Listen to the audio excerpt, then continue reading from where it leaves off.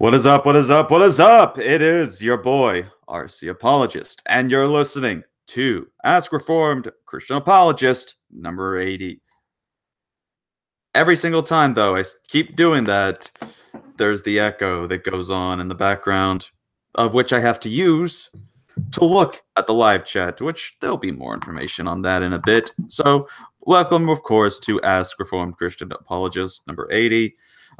Before we get into today's stream, I just want to highlight a couple of things that happened over the weekend that I want to emphasize. Number one is in doing research for videos on either apologetics or even debates or anything that requires a good set of research for biblical theology and biblical study. If you can't buy a book from your local bookstore or from online on some Christian book, which, by the way, I would recommend christianbook.com for good deals on books dealing with theology, your library should be able to be sufficient.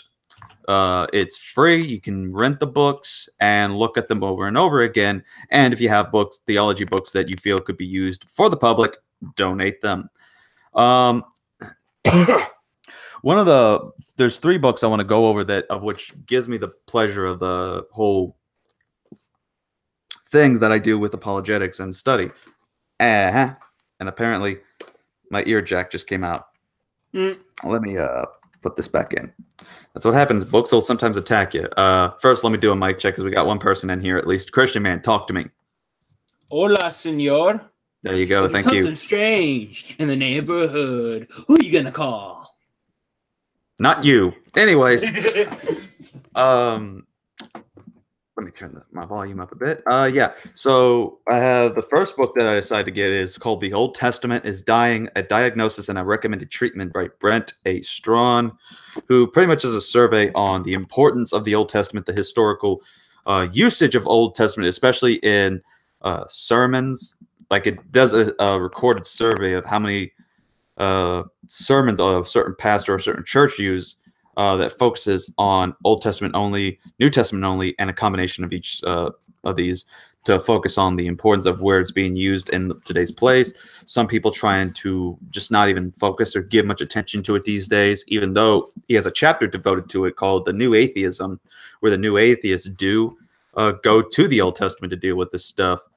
And not a lot of people are familiar with that, so there's no way they could deal with it. And then that's some of the people that are the very far-off liberal Christians today. Brent A. Strawn basically describes as the new Marcionites. That these are people who basically are like this promoting the same kind of Marcion heresy, which are saying, well, the Old Testament's irrelevant because the Old Testament was an evil God. They don't say it was an evil God. That would be the new atheists at that point. Instead, this is like a partial Marcionism, where they just simply say, well, the Old Testament's just irrelevant and we don't need to pay it any attention.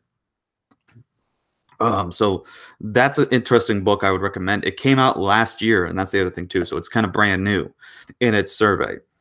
And of course, I know there's another one that's come out since then, but I have the third edition of the Manners and Customs in the Bible, an illustrated guide to daily life in Bible times, where it goes over your cultural stuff. So cultural background and commentary. This is a good book for that. And the final one is used actually to help me with the next bit of questions I want to deal with in the future, as well as I want to do a future in the series with somebody where we go over these in a live stream for about an hour or two. And that is William Henry Burr's Self-Contradictions of the Bible. This is a book that was written by someone, I don't know if he is one of the liberal Christians or if he was an atheist, but it was written by someone as part of the Classics of Biblical Criticism series that was edited by R. Joseph Hoffman. And it basically says, there's all kinds of contradictions in the Bible that fall into the categories of theological doctrines, moral precepts, historical facts, and speculative doctrines. So, like, for example, a theological doctrinal contradiction, according to this book, is, let me go to, here's one that I find ridiculous. The 14th contradiction is God warlike, which is, Exodus 15:3, the Lord is a man of war, and the Lord of hosts is his name. Isaiah 51, verse 15. Or is God peaceful? Romans 15, verse 33. So he's saying, contradiction. He cannot be warlike, and he cannot be peaceful at the same time. He has to be one or the other. Another one that is from here in a different category, for example, the moral precepts. He talks about robbery is commanded in Exodus 12, and then robbery is forbidden in Exodus 20. So there's a lot of things that are in here that I want to deal with. So we'll probably work on a series revolving around it, because this is a book that came out in the 80s and has been of an influence towards the line in terms of people in getting engaged in biblical criticism. So we'll see where that goes and how that takes us. But until then, thanks for those of you who are just tuning in. Here's how you can participate in today's show. Now, we have this thing going on with the show where you get to ask questions. That's the name of the show. So how can you do such a thing? How can you ask a question? Well, for one, if you're watching the YouTube, which I see there are 5 viewers who are, feel free to spread the word about this if someone else shows up and is wanting to know. You simply submit your question by going to the live chat, go to the part where it says say something or whatever you have, whether you be on your computer, your iPhone, or your whatever. I'm not going to judge you based on what phone you use. To type in your question, and we'll try to get to it. I see Mark Strike has a question already, and we'll get to it. But then you also have, going to check in the description link, we have the Discord server. So you go there, you go to the part where it says questions only, show questions only, and we will get to that and, get you logged in. So that being said, what else? Oh, yes, of course we have, and I'm going to have to try to look at it again to see if anyone does use it tonight, is use the hashtag AskRCA, hashtag ASKRCA. You use this and you will be able to join in the conversation via Twitter. And therefore, boom. I guess, I don't know. I'm trying to be about as snappy with this as I can. All right. Then the last way. How do you get in here in the actual Hangout to join? Well, for that to happen, all you got to do is message me privately via Twitter, Discord, Telegram, or other ways that you know how to get in communication with me. And we'll try to do our best to get you in the room. In fact, one thing I got to make sure, I'm going to try to send this to somebody in case they decide to come in. Which, by the way, that person, I'm going to decide to give a shout out real quick. Shout out to a person that's on the whole Telegram thing who goes by the name of HypnoTwist. Very cool cat. Apparently, this is a crazy cat person. An echo. I don't know. It's a furry. Let's just go with that. And this person, is very cool and is a scientist looking to do research, especially in the arts of hypnoticism or hypnosis, however you say it. All right. Point being that, you got to direct message me, because I'm not just going to give the link out to anyone in the public, because there's times where that's happened, and all of a sudden we've had to deal with trolls. So and the snipers were and everywhere. The snipers, yeah, the snipers were yeah, and the snipers especially. So yeah, we'll see how this goes, though. So far we've got a good turnout with the viewers at this point. So let's go ahead and get started with the questions and see where we go from there. All righty then. Make sure I do one thing real quick. All right. Now, first question we're going to, is Mark Strike, who says, "What do you think of the vigilant Christian?" I mean, there's times I've been okay with some of the videos that he's made, but that's a rarity. Most of them I've seen have just been focused on conspiracy stuff lately, and it's just like there's really not much preaching of the gospel. They're focusing too much on the emphasis of the dangers of sin from the biblical perspective, but rather I've been going down into an issue of conspiracy theories and such. And as much as I'm, kind of conservative and Republican and such, when it comes to the faith, I do my best to leave my politics at the door and instead try to focus more on issues about the gospel issues, if you will. So when it comes to that, I don't see where talking about the Illuminati and King James onlyism and all these things are going to get us anywhere. There's been times, of course, he's made good videos. I will not deny that, but there's rarely any times that you'll find that kind of content out there. Instead, him being more of a political commentary type of guy. This is why I try to, even then with Twitter, I try to avoid doing that as much because I realize it's not really going to get us far. Only times I've gotten into it is hoping that a discussion of the gospel would get brought up. But even then, sometimes my flesh gets in the way. And I don't know, that could be the same case with him. So, I mean, as far as the vigilant Christian, I don't know. I think he's probably a good, saved, born-again believer, but I think his content needs some work. That would be my thoughts on the vigilant Christian. All right. So thank you, Mark. The Psalmist Bob says, "Good evening and God bless, RC. Hope you're doing well." Well, thank you.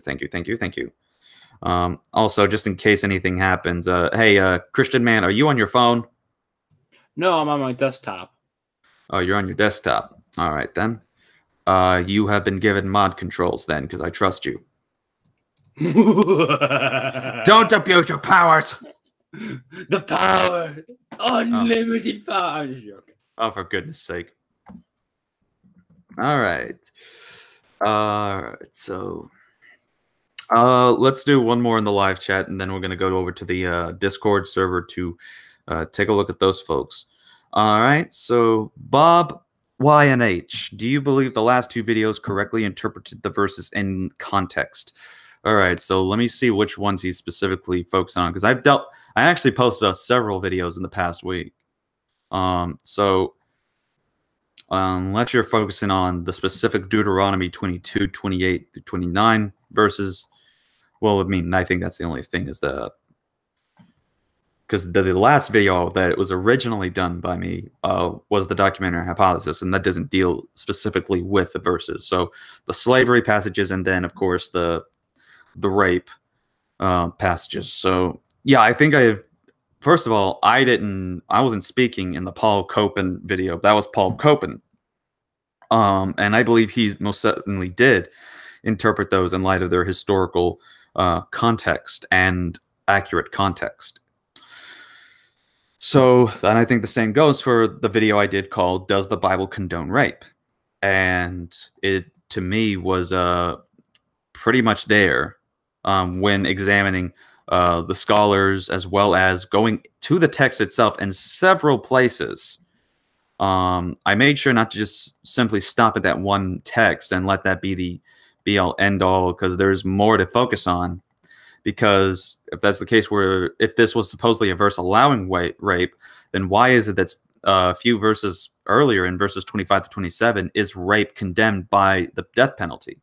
I mean, at that point, we have to deal with what is clearly there and laid out, where it says, the man finds a betrothed damsel and forces her and lies with her, then the man only that lay with her shall die. So in other words, it's the man who had raped the woman is killed. And I focused to specifically mention that the Hebrew word is referring to force and overpowering, whereas the other word that is used, as commented on by Mounce's complete expository dictionary of Old and New Testament words, that, anaf, for example, the one where it says that the woman was defiled, is referring to the context of consensual sexual encounters in which a woman's virginity is lost, of which it cites that the scholars have noted that based on the grammatical context as well as the surrounding uh, language in the other verses, plus the context that Deuteronomy chapter 22, verse 29 fits that category of consensual encounters versus inferences of rape, which an example of the rape instances would be in Judges 20, verse 20. Judges 20, verse 5, and Samuel 13, verse 12. And then, of course, concerning Vine's complete expository dictionary, it says that, the same word used for that he lay hold on her is reference to lay hold of the Torah. So what, did this guy rape the Torah? Did he grab the Torah scroll or the Torah and sexually violated it by force? That, if you want to be consistent and say that, Deuteronomy chapter 22 verse 28 is talking about rape, then you must say this guy's raping a scroll, because it's the same word in the Hebrew. It is the same word, tafas. And then another instance is where it talks about in Genesis, I believe it's chapter 3, talks about laying hold of a harp to play it. So was a man raping a harp? Was he raping an elegant, beautiful musical instrument? I mean, you have to be consistent at that point in focusing on what word is being used for what is claimed to be rape.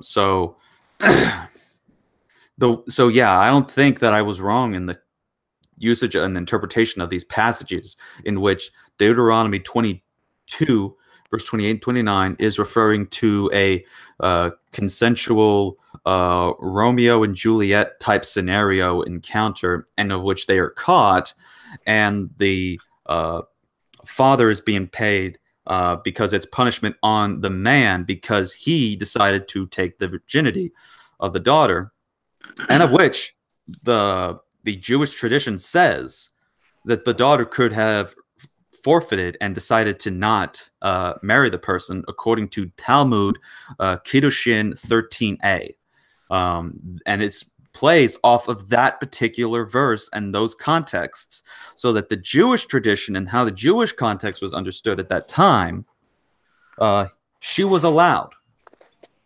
If she remained silent, that meant she doesn't want to marry him and was able to not marry him. The only thing that the text said is that he could not put her away. Didn't say she couldn't. And in fact, again, you go to extra biblical Jewish sources, and we can then see that this Jewish person under this Jewish context meant to go. No, it meant to grab or to seize. Right, Bob. And the term again could be grabbing as in a gentleness of consent, such as when someone grabs a harp, such as when someone grabs the Torah. It doesn't mean someone grabbing them and then going into some sexual connotation that is. So what made the English translator put rape in there? What was going through his mind? Well, for some of them that you have, because not all of them have it, but you have some that will translate and be a part of these translations, and they fit definitely the more liberal perspective of things. So like the NIV definitely is a non-denominational mix. So they have Baptists, Methodists, and all of that. And you may have somebody that got on there who decided, okay, we're just going to interpret this as rape. And this happens with other translations that decide to follow it. But then there's others as well that didn't go with that particular translation because they knew better, but at the same time still affirm some sort of tradition. That's why I say don't just focus on translations alone. You have to dive deeper into studying the text in order to understand what was going on, really. So yeah, when it comes to this, I agree. It means grab or seize, and I mentioned that in when I'm going over the sources, especially by the time I start going over Vine's complete expository dictionary, and with what Vine's had said, it had clearly expressed that the kind of grabbing and laying is just simply like, a gentle laying on and handling of a harp and a Torah and a weapon. So it just simply means to hold on to somebody or hold on to something. And then the word used, anah, which is the one that it talks about defiling, says that it's referring to a consensual encounter. Anah was not in reference to a scenario of rape, but rather in the context it was used, a context of consent. So we examine that and then go to Deuteronomy 22, verse 25 to 27, which does mention actual rape, and rape is punished by the death penalty. So I don't see how it could get any more clearer than that in the text. So thank you for your question, Bob. Now let's go to our Discord questions. We had 2 of them in there, but since he's in here, we're going to just wait until we get to him for these. So that just leaves us with the Wolves of Cool, which says, do you like spam? And no, I do not like spam. It is disgusting and it is horrendous. It is like someone decided to take a fart in a can, seal it up, and then all of a sudden the fart started to solidate and materialize itself into something gross and nasty. And then by the time you were trying to wiggle it out of the can, it's slowly starting to let out that fart sounds out of the can, and then boom, you got nothing but a stinky, smelly, materialized fart stain on your plate that you have to finish because you decided to be the one that wasted money and bought it. Yeah, I don't like spam either because it just clogs up my email. Oh, we're talking about that spam. Oh, okay. Yeah, dirty mind. Well then. Anyways. So yeah, that's either way, but for that, there's my thoughts. Then email spam. Why is it spam? Anyways, that being said, thank you for your question. Wolves are cool. Okay, now we're gonna go in here. We don't have much people, so that means as soon as we're done in here, we're gonna quickly be able to go back to y'all in the chat. So here's how it works, just in case you're new and want to come in.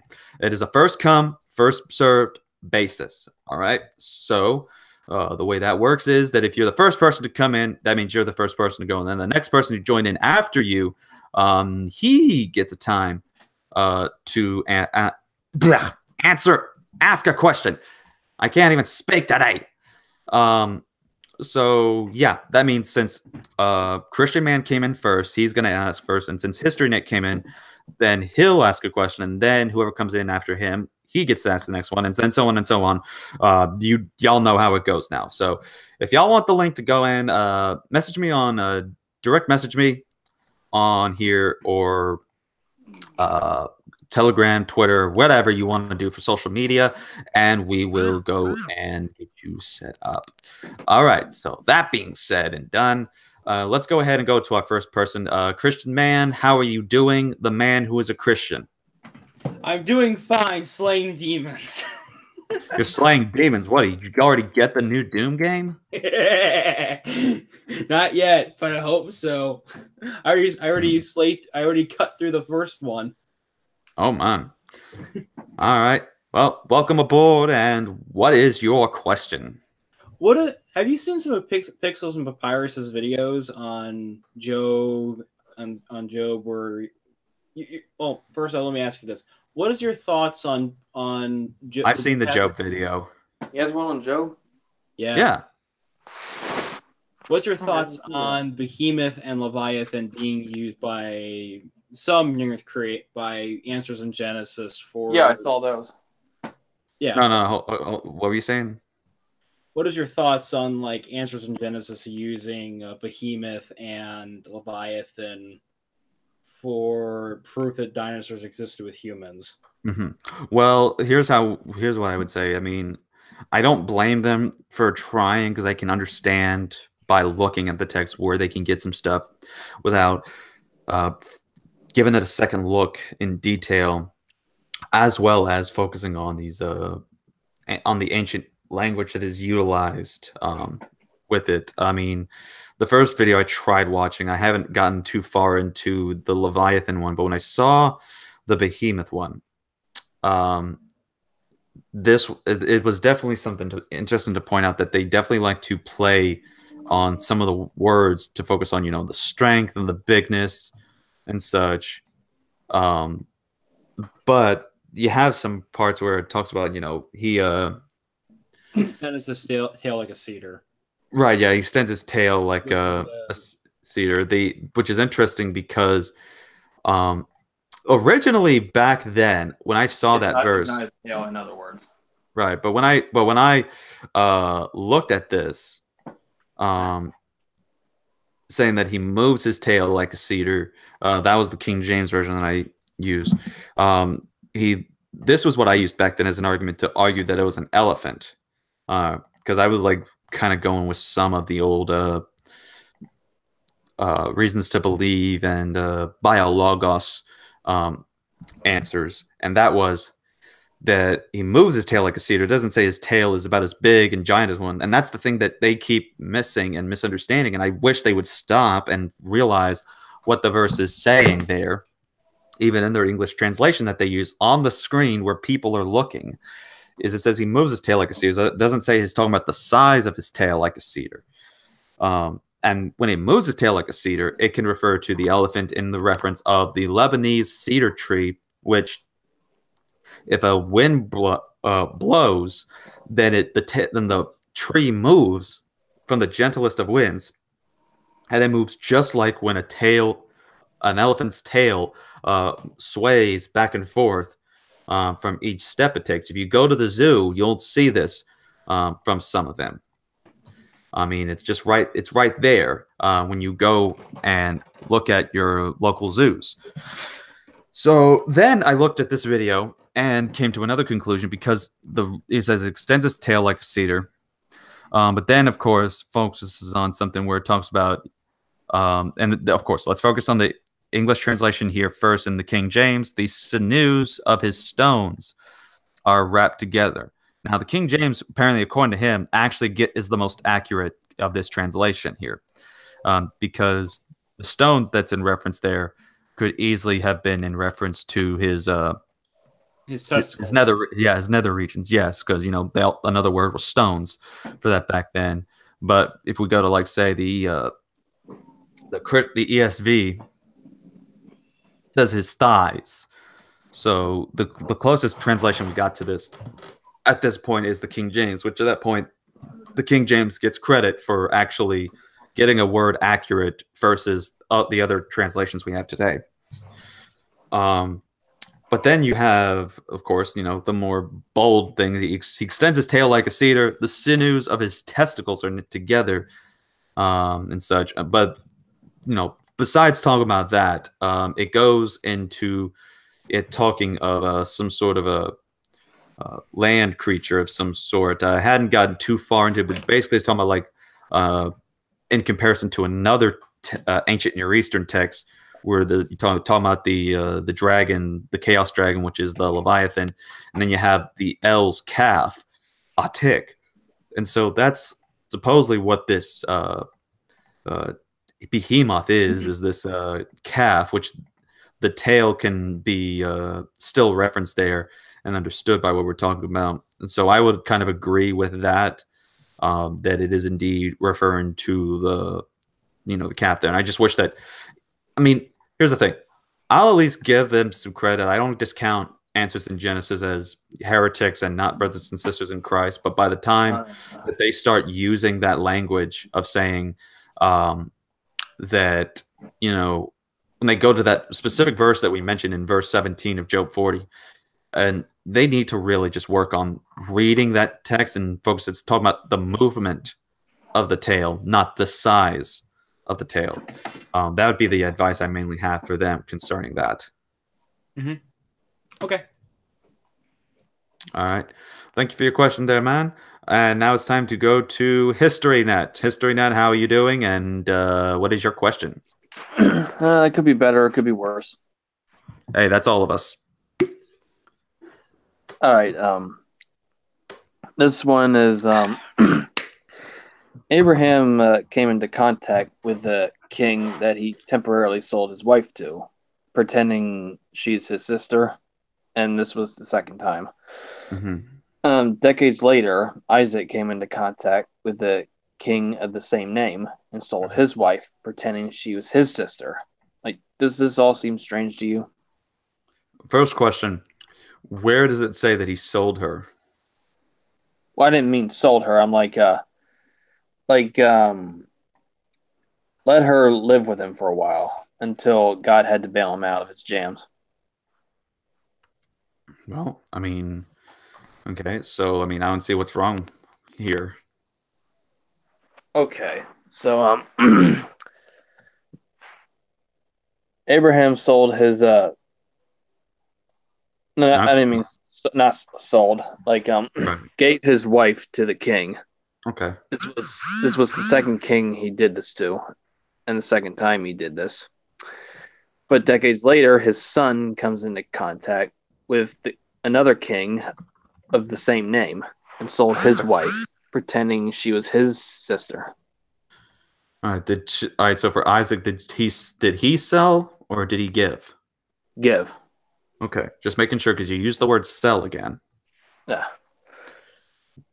All right. So all right, they then Abraham gave his wife uh to him, and Isaac did the same thing. So I don't think that's strange at all. I mean, I think that's just what the text says and You what don't they think it's decided. strange? You don't think it's strange that he sold it to the same king, if it is the same king, if he lived that long? Yeah, I mean, how long do you think And that the was? king was fooled by this twice. Yeah, how long do you think that the king was by the time that Abraham gave him? I don't know. Could have been a son with the same name. Could be, but according to some of the scholars, it's the same king because it's really not too far off. I mean, if you're focusing on Abraham and then going to Isaac, And none of this seems strange to you. nope, I don't see why. I don't know. One might think they were oral tradition. They were telling this story about one of their ancestors going through this situation, and they couldn't.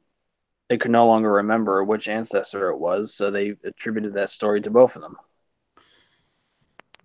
To what? To both who? The Abraham and Abraham Isaac? and Isaac.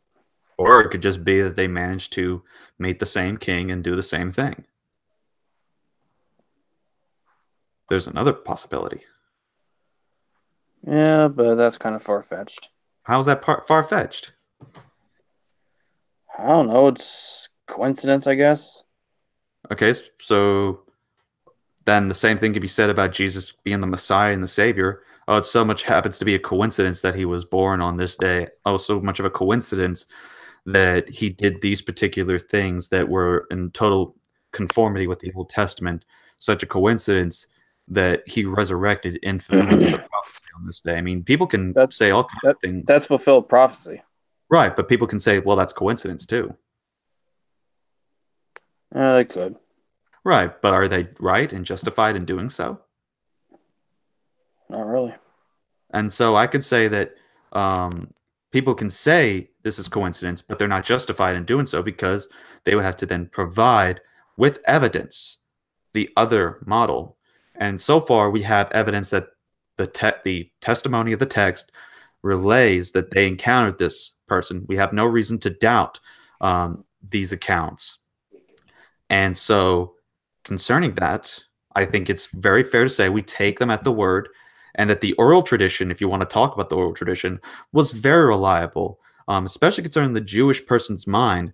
They were more focused with oral tradition than most of the than some of the cultures we have today, because back then, especially if you look at the Greek philosophers like Plato and such, if you're going to go to Jesus's time for the New Testament, but even then, the Talmud also talks about the training and the mentality of the ancient Israelites, and that was to memorize, say, the Torah and all this stuff. So the stories and such that were done to be memorized were done with pinpoint precision accuracy because there was a great emphasis on memory skills than we do today. So, in other words, people can memorize word for word hours worth of speech and recite it to you word for word as if they were the one giving the speech. And they could do the same thing with retelling and passing down the stories of what had happened in the past. So I think it's very safe to say that concerning the stories of Abraham and Isaac, it is very safe to say that we know that this happened, and it's not just simply a coincidence. This is just something that happened, and I don't see why that would seem strange. And this this king with the same name, he wouldn't think to remember that he was deceived in the same way.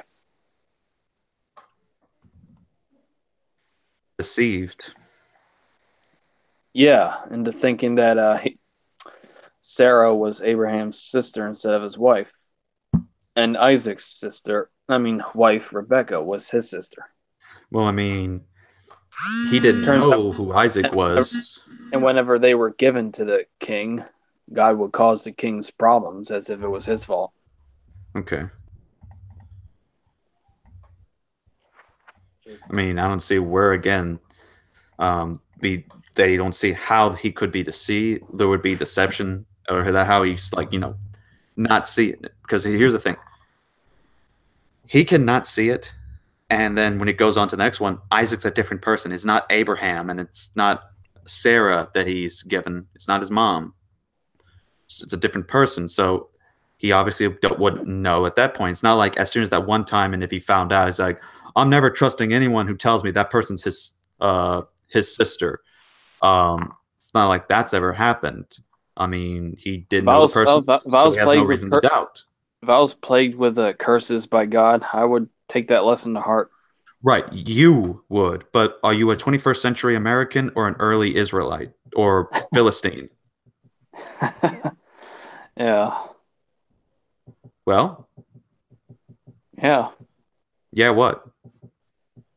Yeah, I'm a 20th century person.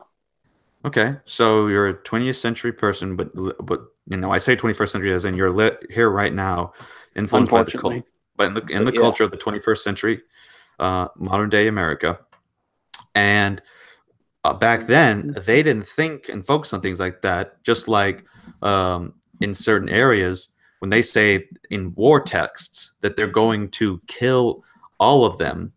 Doesn't literally mean all of them, because we have ancient Near Eastern texts that show the same thing. But whenever they do that and claim that they killed them all, there were still more people. The only thing is that these are over-exaggerating, hyperbolic literary devices that were used. And so the same thing can be understood that if, in one instance is the case, the culture is going to be different. I could repeat an objection onto that point you just brought up, but that would be another question. Right. So, I mean, so far, I don't see where this would be strange or a problem so far from what you said. So, I mean, does that help answer, or is there any other things you want to go over for the clarification of that question? Well, there's another strange one, but I'll leave that for the next round. Okay, then. I see we got some people, Christian apologists and such, in the live chat. So, y'all want the link, DM me on Twitter or Discord, and I'll get you the link. So there you go. All right. We got one person, somebody who I haven't seen in a long time might decide to show up. So I'll give the link for them to join our little group. So let's see how she's doing. Apparently she's also been interested in a show that I've been it's been a while since I've watched it, and I'm trying to get to doing the voice of him again. But what's his name? The show Villainous. It's a Hispanic Cartoon Network show, and it's pretty much just a parody on the whole villains concept in cartoons, especially for those in Cartoon Network cartoons. But there was one guy that's in there that just like, I love the voice, and there's whatever English dub clips you can find is just absolutely brilliant of the voice. Black Cat is his name. He would just go up and be like, "Greetings, villains. It is I, Black Cat, here with another evil invention for you to use against those pesky heroes." And so it was definitely an interesting show that's got a lot of good potential at the moment, especially over in Mexico. So I hope they do it. They carry over the English dub over here in America soon, because all they have is clips and not any actual Hispanic or you know, bah, whatever. Let's just move on before I start losing my mind. Okay, let's take a look into the Discord chat and okay, we got some more. We're talking about the kinds you eat. Wolves are cool, says. Okay, that's fair enough. Concerning the spam question she had mentioned earlier, and now I am just like losing my voice. I don't got my G Fuel today. I got lemon drink. You see, it's not lemonade or lemon juice. It's the cheap drink that you get. It's called lemon drink. It's just yellow water and sugar. That's all it is, really. And you got grape drink, you got punch drink, and then you got orange drink. That's pretty much it. And it's quite an interesting drink, I will say that much. Oh god. Psalmist Bob, I heard Merrick's evil counselor.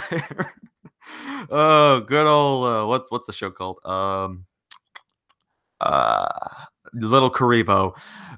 I gotta try it at least. Okay. I got. It's been a while since I've seen it. I'm trying to think what a good line that's not just interrupted or like having to take a break. So let me think. Greetings, it is I, Merrick Ishtar here, and you will all bow before me. Bow before me, slaves. Merrick, I don't think that's how you do it. Quiet, Florence. Okay, there we go. See, I'm gonna head off early because I'm gonna go to bed and do some early studying in the morning for a Bible study. So. Oh yeah. How's that turning out, by the way? Did you get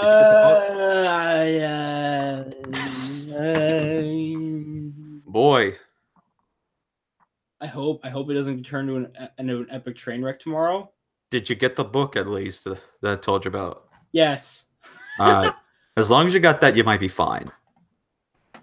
I also have John MacArthur's commentary, so then you'll definitely be fine. That doesn't mean I'm going to become a Calvinist. Hey, he wasn't a Calvinist. What? Who said that was a Calvinist commentary? Oh wait. Oh, you're talking about John MacArthur. Okay. Yeah, John MacArthur. I almost thought we were still talking about RT France for a second. No. I was talking about John MacArthur. Okay. I wasn't even talking about RT France, man. I was talking about John MacArthur. No, I'm talking about the commentary I was telling you. Yeah, I have that, but I also have like John MacArthur's commentary. Okay. Well then. I'm joking. All right. Well, have fun, man, and God bless. Let's see here. All right, so let's go back to the live chat and see what questions we got.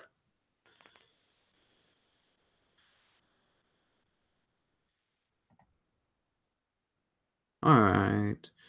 Okay, the only thing we got so far in the live chat is Sister Hipster. Can you do Skeletor from He-Man? Oh, goodness.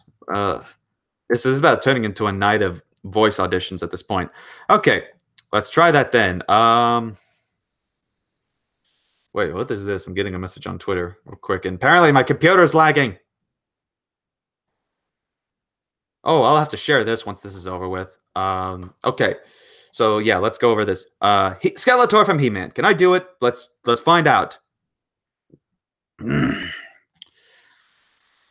Gotta warm up. Curse you, He-Man! I guess I haven't seen He-Man. All I know is that whole thing there. And yes, Remy, that was something worth of cringe right there. That's just how I am.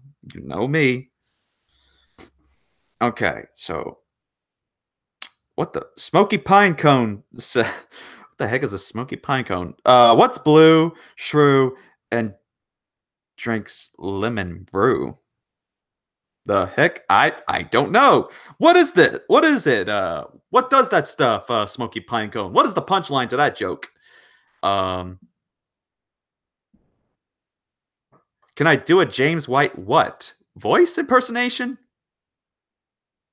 You might want to clarify there for a second, Soma. Yeshua bought. Why won't Jesus make me not want to smoke? I mean, Jesus has the issue of Jesus not making you want to smoke.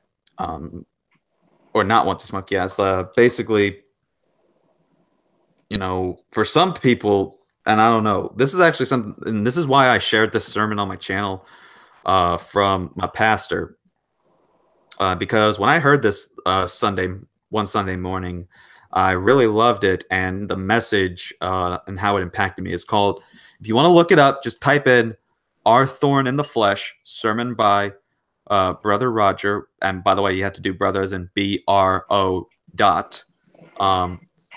You check that out, and it has a good sermon message by him where he is talking about the thorn in the flesh could refer to anything in our flesh, including certain addictions and sins.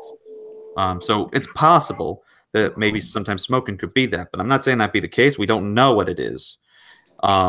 So it could be that, it's taken time with you, and Jesus may do it at some point, but it's also depends, of course, on your nature that you have. Shows what you are going to be more inclined to. But to emphasize, and this will be real quick, what the thorn in the flesh issue is, why I brought that up, is that maybe this is something that you have that'll humble you so that you can't brag and boast about yourself. I have one of those as well. And I make sure to never say I'm more righteous than other people or that I'm better than other people when it comes to certain things on my actions. You're quick to call Catholics and Orthodox heretics. Right, because the issue is about beliefs, not actions.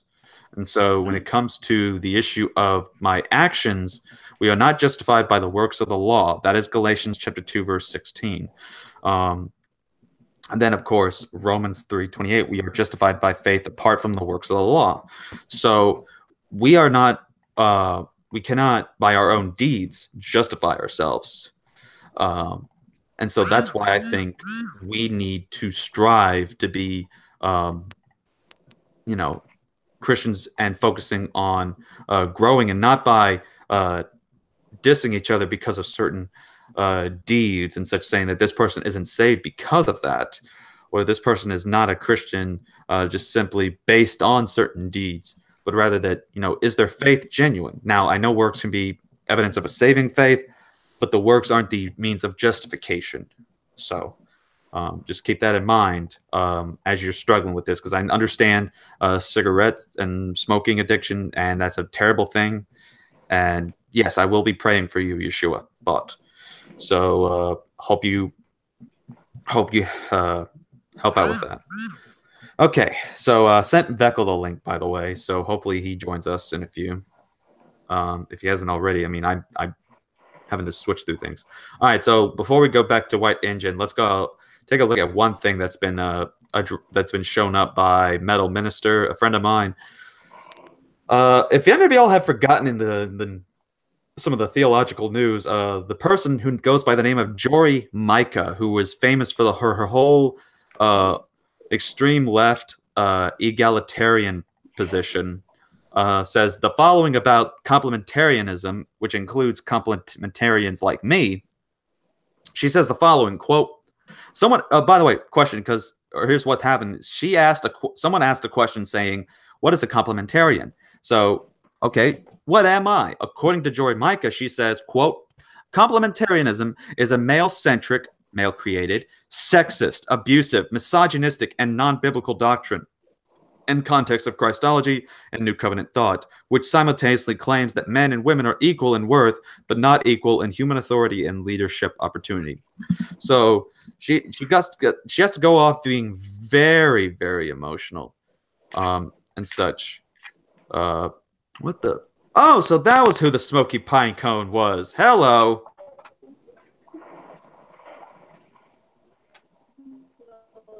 Hello? I'm not a Smoky Pie Cone. No, not you. Oh.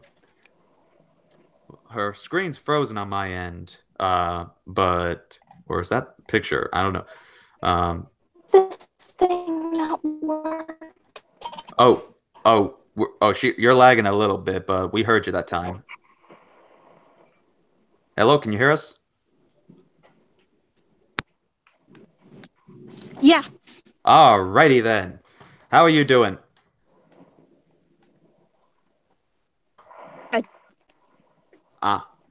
All right. I'm at Target right now. Target. I never liked Target because it always had a target on its head. Ah, ah, ah, ah. I have to try something with dad jokes these days. I mean, I'm about to get there. I'm already going bald as it is.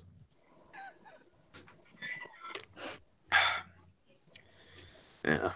Anyways, so yeah, that's all we're gonna go over on the live chat for now. We're gonna go in. We're gonna go through here right now and try to, work our way up, and then we're gonna go back to the live chat. So if y'all got your questions, please keep them on hold for now and wait till we're done. And then we'll get to you. So we're going to start off, of course, like I said, first come, first serve. So that means we're going to start with HistoryNet, then go to Veckel, and then go to Smokey. Do you want us to call you Smokey, or do you want us to call you by Luna? Either one is fine. Okay. By the way, If you choose. all right. By the way, that muffled sound that sounded like I had food in my mouth is me take my medicine right now. So be patient with me, folks, as I decide to ask the history that is on the net. That would be an interesting looking net, by the way. Net of history. What is your question? Don't you feel like you're reading the same story when you read Genesis 19 and Judges 19? You're referring to the one where it's talking about in Genesis 19, where it's the destruction of Sodom, and then the other one where it's referring to a man with a concubine and such. Right. And yeah, I don't see that being the same. I don't get that. Okay, so guys come in the house. Guys come in the house. Guys come in the house. The guy who owns the house has his well, it was either his daughter or concubine, Okay. some woman. He offers the woman to the person. Like, Okay. don't harm these guests I have. Just Okay. take them. Mm-hmm. So doesn't that seem strange to you? No, it does not, because I mean, there's other texts and other things that are like that, but yeah, we don't have a problem with that. Even scholars note the similarities. Just like the scholars note the similarities in certain figures between Jesus and other figures as well. No scholar will tell you that. Yeah, they would actually. Those aren't scholars. They are actually, because they're even conservative Christian scholars that note this, but they don't say that means that Jesus was a ripoff or a that he was a plagiarism of another person. Just because there are similarities in certain instances doesn't mean that means that he got it from somewhere. It's kind of like how Tecton TV points it out one time that, okay, someone tried to use the argument that because someone said the God of the Bible is all-knowing, well, here's another God that claims to be all-knowing. That means the God of the Bible borrowed from that concept because they couldn't comprehend an all-knowing God without borrowing from that particular world. So just because there are slight similarities doesn't automatically mean that that's the case. In fact, if you were to think about a historical perspective, you can go and look up different things in history over the years, and you will find much similarities in how certain things happen and also certain fights. For example, you have one year, let's say, I'm just going to say something here. The Packers versus the Falcons in football. They play one year in 1980, and then they play another year in 2016, and then another year in 2020. Now, they have different scores, and will have different players they'll have different ways that the game went. But someone said, well, first of all, they're all playing against each other at the same team.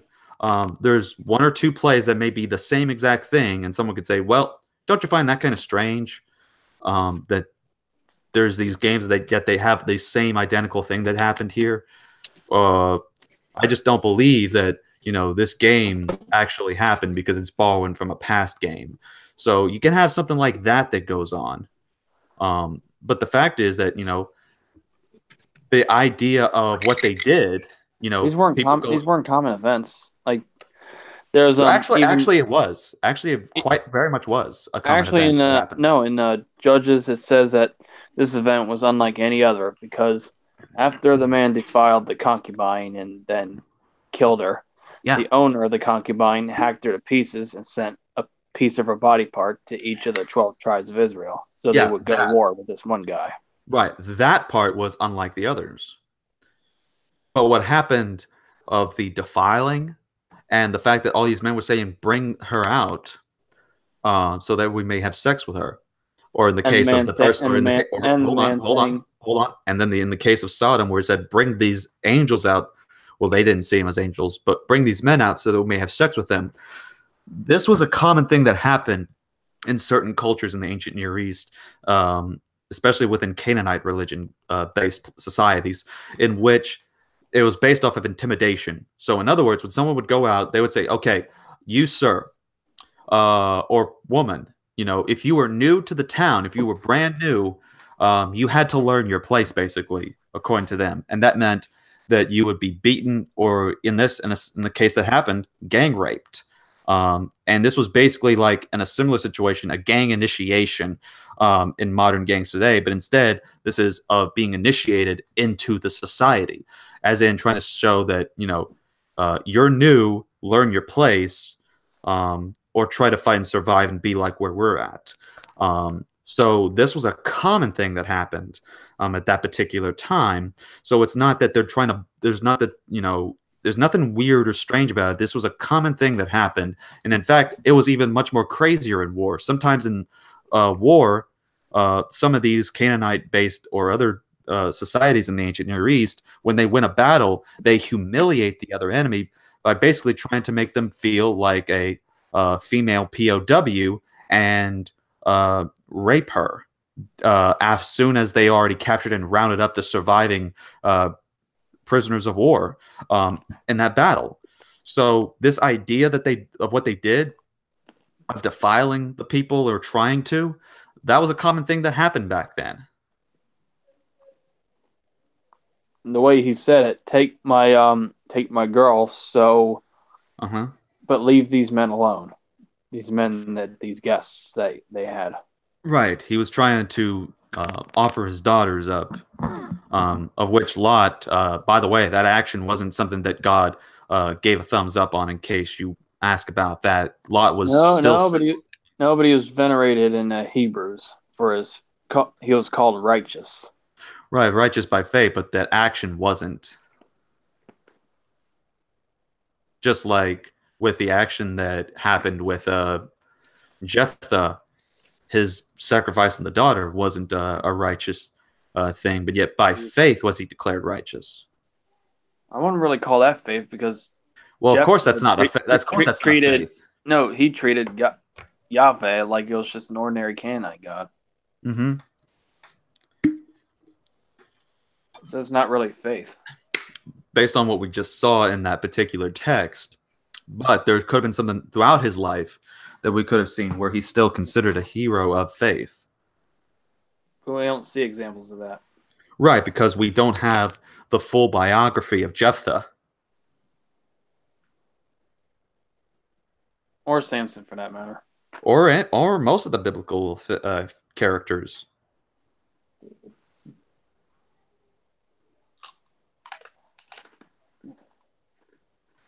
So, I mean, I don't see what's strange or odd with Genesis 19 and Judges 19. There are stories that happened and occurred. So,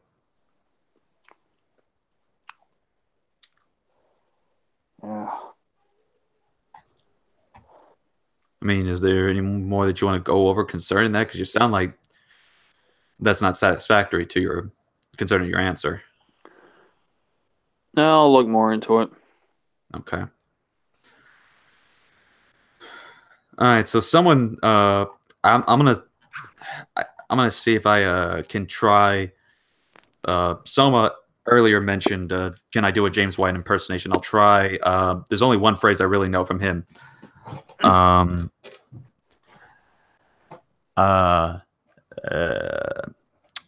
Yeah. inconsistency is a sign of a failed argument. I can't. But I will say that's my favorite quote from him. Why does he have the comments disabled? Because as he explained in one of his videos, his channel is supposed to be a family-friendly channel, and when militant atheists comment nasty things on a channel where teenagers, kids are able to see it, and he doesn't want them to see that filthy language, then he has no choice but to, at that point, institute a disabling comment so that no one can see it. Or he could just erase the vulgar ones and keep the other ones there. No, that's a lot harder than you think. I posted a couple of videos that were from him, and like it's like 50 comments every 30 minutes. I still get like at this point 10 comments every hour on my channel. I can barely keep up with the comments. So it would be way too difficult for him, and the comments would still be there. So I mean, he has the right to do whatever he wants with his channel.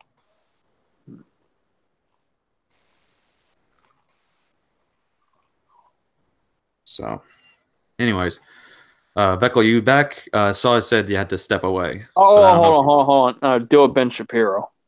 I don't even know how to do that impersonation. I'm done with voices at the moment. I'm not your what is it called? Your playthings. I'm not that, folks. Okay. Anyways, that being said, Veckel, are you there? Give it a sec. Yeah, Okay. yeah, I'm here. Oh, Man, right, this month is gonna be crazy for me. Oh my gosh. why is that? Oh man, just Is the kid? well, not that, but that's a fraction of it. It's just Ah. that my wife we're getting ready to move.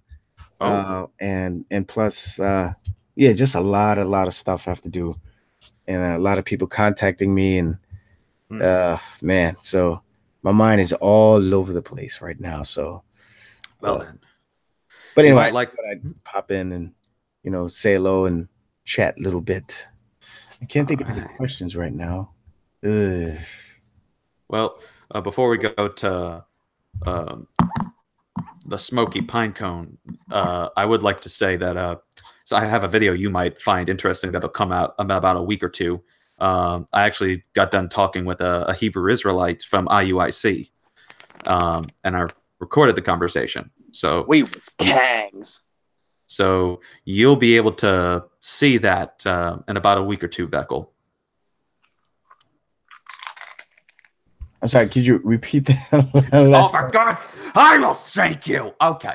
Calm down. Okay. So, yeah. I had a discussion with a Hebrew Israelite from IUIC. I contacted him on the phone and I recorded the conversation. So that'll be out on YouTube in about a week or two. Oh, okay. Cool. Indeed. I would very much like to hear that. You shall. So, just think of your question and we'll come back to you. We always do. Okay, then that goes to a pine cone that is smoky. I don't know if that means it's on fire or if that means it's been using some good seasoning for a barbecue grill out. So, smoky barbecue. Smoky pine cone. I'm an idiot. How are you doing? I'm doing pretty good. Had some discrepancies yesterday, but all better now. Fix it. Well, it's probably because you got that snake head on your head there. That's a crazy looking hoodie, my friend. Thank you. You're welcome. Anyways, what question do you have for the great black cat? Why won't you love me?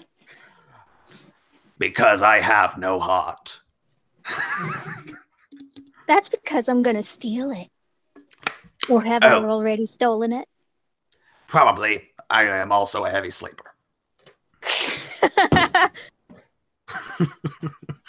All right. So what seriously though, what is your question?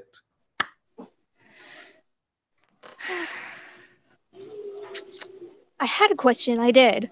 Don't worry, we get these all the time. Especially from Beckel. Do you hear any background noise? A little couple of sounds once every so like 15 seconds, but nothing major. Oh, okay, good. So that's one question. My other question, what was it? I don't want to waste time. Oh, hold on. I gotta put this back. All right. What do you think of Smalley guy? I contacted him on Twitter, but he hasn't responded yet. It's weird. I'm sure he's busy, but it would have been nice to have some sort of response. Yeah, I tried getting in contact with Kyle on of Non Sequitur, and he hasn't given me any of the contact info. But I guess based on what you say, he hates me now. No, I don't know. But yeah, like so far, I mean, I could try to find something, but I mean, Smalley is, from what I've heard, a busy guy. I mean, he has his own podcast and gets on with some big folks, so it wouldn't surprise me that he would be busy at times. But I'll just see if I can help out. But I am curious. I do want to kind of reverse this to now being asked the Smoky Pinecone Q&A. Why do you want to talk to him in particular? Now that's got me curious, like a cat, though I'm a dog person, more preferably. I got slang. I just got a few things. Nothing bad and nothing hateful. Just I have a few questions that he's never answered. All right. Well, I'll make sure to definitely get in contact with him. I'll try to see if I can. Kind of also want to do my own analysis on how he speaks to me personally. An analysis on his personality. Please don't tell him. Oh, I won't. I'll just simply say that there's a furry that's wanted to talk to you, and I'm sure you're gonna love this, and possibly might have candy for you. So who knows? I mean, as soon as I use the word candy, David Smalley is definitely going to be all over it. So best believe. All right. Well, yeah. So thank you for your question. I'll definitely be sure to try to work on that with the context, so that way you can get in a conversation with David Smalley. Which, by the way, the reminder to some of those who are watching, if y'all don't know who he is, I had a debate with him on the Non Sequitur, and the debate is on our debate playlist. You just go to the channel and look at the debate discussion playlist, and you can watch it on there. So, yeah, let's. Okay, I'm just now seeing on the other screen where apparently I saw the little target dog. My goodness, it's so ugly. Yeah, it's like looking deep into my soul. Oh, what's this? We have Jesus is Lord in the chat. I've always wanted to invite him in here, but I can't find his Google Plus. I don't know if this guy even has like a thing where like a hangout thing where I could just like talk to him. I mean, I tried. Oh wait, I actually just found it. Why did it go away just a second ago? Okay, here. Hangout created. You can't create due to a domain policy settings for Google. What? Oh my goodness gracious. Okay. Well then, I don't know how that's going to happen. So, I mean, unless Jesus is Lord has a Discord, then maybe he can message for the link there. But what the? Oh, I see. Bob apparently has been promoting us on Skylar Fiction's thing. You should stop by and ask him some questions and ask him to join your hangout. We'll be doing this for about 2 more hours. So unfortunately, that is not going to happen. So thank you at least for trying. But yeah, I don't know why. I tried to message Jesus is Lord, but he said something about a domain error or something. So I can't. So unless he wants to go on a Discord or anything, or he messages me, then we'll figure something out. But until then, yeah. All right. So let's go ahead and get back to the live chat. Anyone that's got a question, ask your question now or forever hold your peace. Because seriously, from sometimes I come in here, none of y'all are just arguing back and forth with each other, which I don't mind. But y'all, if y'all got questions, feel free to ask them, especially if, man, I don't know where Skylar Fiction went, but I mean, seriously, that guy needs to send me a phone message or a phone call or a text or something, because we've only had like 2 conversations and I'm really starting to get jealous. Anyways, I mean, Jesus is Lord has been on your channel for more than I have. Seriously, what is wrong with you? Okay, I'm gonna calm down. Okay. Oh, Metal Minister says, "Oh, sorry, I didn't realize you were in the middle of your live stream when I sent you that thing on Twitter." No, man, don't worry about it. Don't worry about it at all, man. No, not a problem at all. All right. So I say Remy and Bob are going at it with each other. Yeshua Bot asks, "What is your favorite Bible translation?" Mostly the King James, because I believe in, it's just a classic of mine, and I love it. And plus, it's one of the things that I always do when I'm, Yeah, mine too. Yeah, but here's the thing: I like it too. Along with it being such a classic traditional translation, I also I use that because that is the main strength I have when I debate King James only advocates, is because I basically say, hey, I love the King James Bible. I just don't like the fact that you King James onlyists are the ones that are abusing and destroying and ruining the King James for everybody else by turning it into something that it never wanted to be or intended to be. You should point to them that the Septuagint was the one that Jesus read from. Well, he used the Septuagint and the Hebrew Bible. He was familiar with both of his languages. There was the Septuagint that would be used when they would translate from the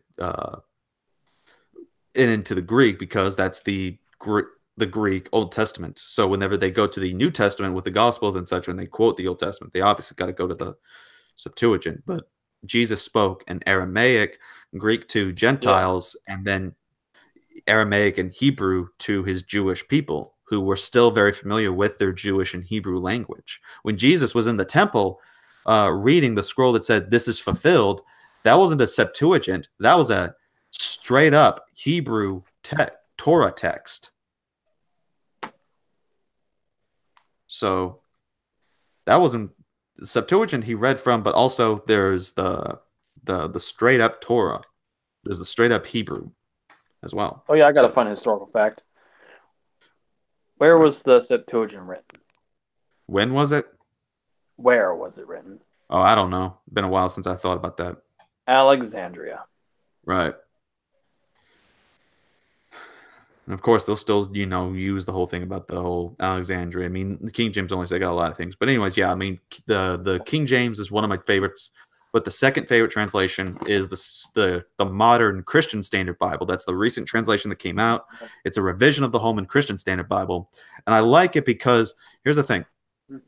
There's a translation of John 3:16 that is the most accurate that I've ever seen of the translations that ever renders the passage. And this also takes away the context that people try to get so emotional behind it. So, for example, in the King James, it says, and this is also most translations, "For God so loved the world." So it's like, oh, God so absolutely loved the world. He so loved it. Like, they use that as in a so loved the world. But in the Greek, that's not actually how it is. In the word order. In fact, they mix the word order up.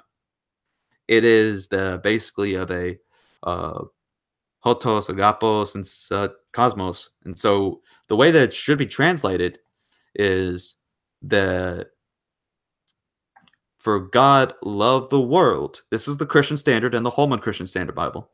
"For God loved the world." So it doesn't say the world. "For God loved the world in this way." So in other words, the actual text should have been, "For God loved the world as so." That's what you would get in the actual what you would get in the actual text of the word order in the Greek. But here it said, for God loved the world in this way. And I think this is bringing much emphasis. He's saying, God loved the world in this order, in this way, that he would send his son, Jesus Christ, to come and shed his blood so that whoever believes in him shall be saved and not perish, but have eternal life. So that whoever believes in him should not perish, but have eternal life. That's the message right there. And it said that that's the way which he decided to do it. He loved the world as so that he would do that. That is what it's talking about. It's not a high emphasis on a love aspect, but it's showing how he loved. And I love the fact that the translation of the Christian Standard Bible did this. So, those would be my favorite translations. So, thank you for your question. Any other questions that y'all may have?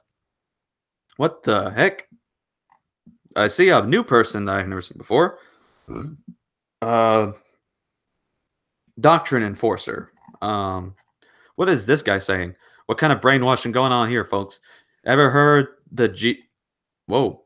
I could tell definitely wasn't appreciated by Metal Minister. Ever heard of Jesus, the pregnant woman killer? Hosea 13:16? Huh? Let's go. Hosea 13:16. Okay. This is one of the common things that people will try to bring up. They think that because God's mentioned anywhere in the Old Testament that means it's Jesus. This is common things that Muslims like to use in their trashing of Christians, that they think that Jesus, they'll say like, Jesus ordered the slaughter of the Amalekites and the Canaanites. Jesus is a warlord in your view. Of course, he isn't. Well, Jesus was the angel of the Lord. Right, but they even say like just where it says God it doesn't say angel of the Lord, just simply says Yahweh or God, which would be in reference, of course, to the Father in certain instances. But when they go do that, this just shows desperation, and they don't want to understand the Trinity. So yeah, this person here, this doctrine enforcer, is just definitely a kind of troll. Like he's saying, Jesus the Jew does infanticide and will genocide us all. Leviticus 26:29. Eat your children. I mean, this guy is just something else. So we know he's going to still comment because the only thing we can do is he's talking about the siege where people were reduced to cannibalism. It wasn't a pretty sight. Right. So let's see here. Yeah, good one, Metal. All right. Titled Canard. Yeah, seen it. All right, if y'all guys got questions, y'all hurry up and, make sure you send them at this point. I mean, especially if y'all want the link to join, definitely feel free to do so. Okay, before we go to Engine, Wolves Are Cool asked, do you know the way? Let me tell you something, my sister. I do know the way. I know the way to Jesus Christ. Do you know and follow the way with me? Okay, we're done with that. I like that. Do you know the way connected to Christ? Yeah, that's good. Yeah. I forgot who did something like that. It was like, I found a way to the Lord, and so it was just like it was slightly cringe, but at the same time, I mean, it was clever. I'll give it that. It was clever. So let me just ask here in the chat. That way I can ask. Anybody want the join link? So, because I know some of the people in there, and so I can try to get them the link in. So what is Remy and Bob arguing about the tree of life? Did you make mention of that earlier? I don't think I did. I mean, I think that was just something Bob brought up or Remy brought up. I forget who brought it up. Oh, so, okay. I mean, if they want to go over it, then that's fine on them. Oh, I was wondering what sparked that conversation between the two of them. Yeah. So. I mean, the thing with Bob is that he thinks that the past videos I posted, the one about the slavery from Paul Copan and the issue about that I posted myself on dealing with does the Bible permit and condone rape. Bob claims I misinterpreted and don't understand the passages, even though I go over the grammatical and the historical context of the passage, as well as go into other verses as well. I find that atheists like Bob have to say stuff like that over and over again in his own mind in order to justify his atheistic position. Even agnostics like Steve McRae just threw a fit on Twitter the other day about this. Yeah, they have to tell themselves this, that Christians interpret the Bible or misinterpret the Bible in order for them to justify their arguments against the Bible. But it doesn't work because, again, they're arguing from a very conjectural standpoint. I don't think that Bob has looked into these things. I don't think he gave us the name of any biblical scholars who agree with his position. He might go to somebody like Bob Price or somebody who's critical of the Bible and try to see, these are credible sources. I mean, that's oftentimes what Floyd does whenever you're in debate with him. Whenever you talk to him about interpretation, he always referred to individuals like, Robert Price and some other, maybe Bart Ehrman or something like that. But these are people who are critical of the Bible. I would like to see, and I'm not saying that what they're saying is illegitimate just because they're critics of the Bible. I'm just saying that I just find it kind of funny that the sources that he uses and he only relies on are people who are critical of the Bible. But I would like to see, but he's still talking about conjecture and some sort of opinion based off of what's read. And they're not really giving us any hard facts on how we know for sure that this is what the author actually intended. So I would like to see Bob prove to everyone here that Remy's interpretation or your interpretation as well is incorrect. I would challenge Bob to that, but I don't think we're going to get very much today. So, all right. So, yeah, let me just ask one more question from Jesus is Lord in the chat. Apparently he's actually addressing me. This is actually what he did. Actually, kind of helps me understand if people are directly asking me a question. So let's see. Former Christians who claim they were once filled with the Holy Spirit and now they are not. What are your thoughts? I think you have to, in order to truly be born again, you have to have actually been a genuine believer, and of which I believe the perseverance of the saints. And that means I believe that somebody who is a true believer will remain a believer till the time of death. That's no true Scotsman fallacy. Well, not necessarily. I mean, the no true Scotsman fallacy is saying that certain deeds and actions, that a certain person has to do something specific, like a Scotsman eating porridge. True Scotsmen eat porridge. So there's a good example of this being used by what's his name? Tecton TV, whenever he addressed the whole thing about Hitler was a believer in positive Christianity, not actual Christianity, and therefore Hitler was not a genuine Christian. But people say, no true Scotsman fallacy. And so the analogy is basically, this whole Scotsman and such. And just for the analogy that he used, there were two wolves. But let's just focus on the fact that there's two Scots people. Someone said, hi, I'm a Scotsman, so how can you say I'm not a Scotsman when I'm just, eating my porridge? Like, true, don't eat with sugar in his porridge and such. So however the analogy goes, but the concept I'm getting at here is that by the way, we got about an hour and 30 minutes in case y'all want to make sure to get ready for y'all's questions to get answered. So I say that just to make sure to keep everyone on time. So then you have another instance where someone says, I'm a true Scotsman, but then someone says, no, you're not. Like, hey, you can't say that about me. And he says, because I am a Scotsman. It's like, no, you're not. You are a Russian. You have the Russian accent. You have a Russian ID card showing your nationality and your ethnicity is from Russia. You are not a Scotsman by definition and such. So yeah, we can most certainly say that this idea of the Christian doesn't fall under this category of supposed no true Scotsman fallacy, because to be a Christian, you have to have the characteristics and such of a Christian, of which says you must be born again, and the Bible itself says it. This is from 1 John chapter 1, the same guy who wrote the Gospel of John that is used for John 3:16. If we say that we have fellowship with him, we have fellowship with God, and walk in darkness and walk in sin, live in a lifestyle of sin, we lie and do not the truth. So in other words, it's saying that if you are living in a lifestyle of unrepentant sin, you are a liar. You are not having fellowship with God. You are not a Christian by John himself. And in Jesus' words said that one must be born again. You can't just simply claim it and name it. You have to be born again. And so that is the point, is that if a person is truly and genuinely born again, he will persevere, as the Bible says.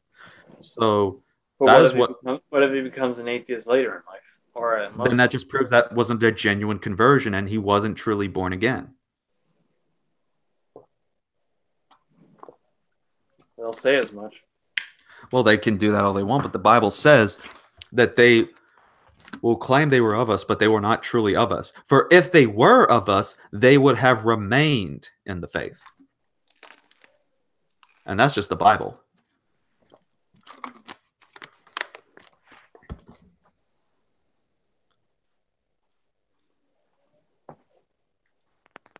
So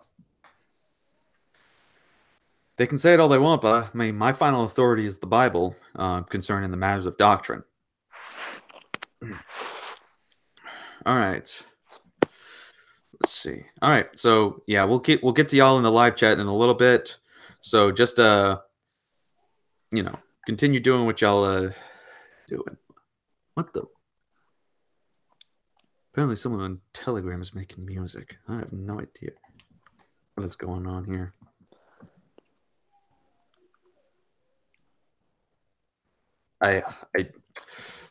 Folks, let me just tell you something. I'm starting to think Telegram was a regret. I got people in here that are apparently the first. I got to do this in my whole Steve. What was his name? Steve Irwin. What? All right, crikey, mate. I'm looking at the chart right now. These furries are a weird bunch, especially the Christian furs. I mean, my God, if you look at them, they've got all kinds of things. One's doing the splits, and one's nomming on another. It's all crazy. It's all crazy. Crikey. Okay. That was probably terrible. No, not a knife. That's a knife. Okay, there you go. Crocodile Dundee. Anyways. All right. That was a good Steve Irwin impression. I like that. Oh, thank you, mate. All right. Let's go ahead. I gotta stop it. Shut up, Barcy. People fall for that shtick all the time. That English and Australian accents. They think someone impressionable would think that they're you think you're smarter than the rest of the human race, do you?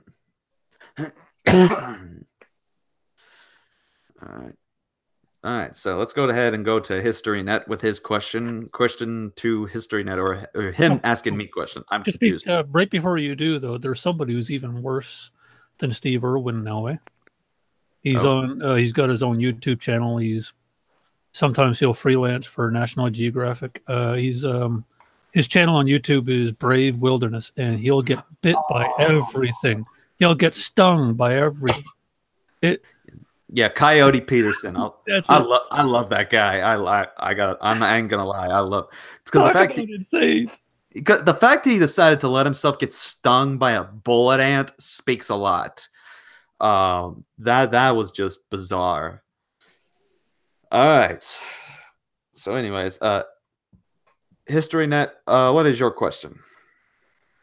I don't have one at the moment. You don't have one, mate? All right. No. Then onward we go to Vehicle. Don't pronounce it that way. It rhymes with fecal. Not my fault. I gotta speak Australian. In fact, if you think about it, if Ken Ham went to meet you, that's how he would pronounce your name. Well, heretical. I would never Oh, talk what about a it. heretic! He's not a heretic. Could you imagine talking to a guy with an accent that every time you mention your name during conversation, he couldn't help but to make it rhyme with something derogatory? Oh, I don't know how you're gonna get RC or reformed to rhyme with something derogatory. No, but I'm just saying that I mean I can't think of anything derogatory that rhymes with RC. But what if there was though something in the English language that I don't know, or in the English language that when they pronounced it, it just rhymed with something bad. Yeah. I don't know. Be kind of difficult. But as far as questions, I'm trying to think of one right now. Uh, well, let me ask you something kind of controversial. Oh God, I love that.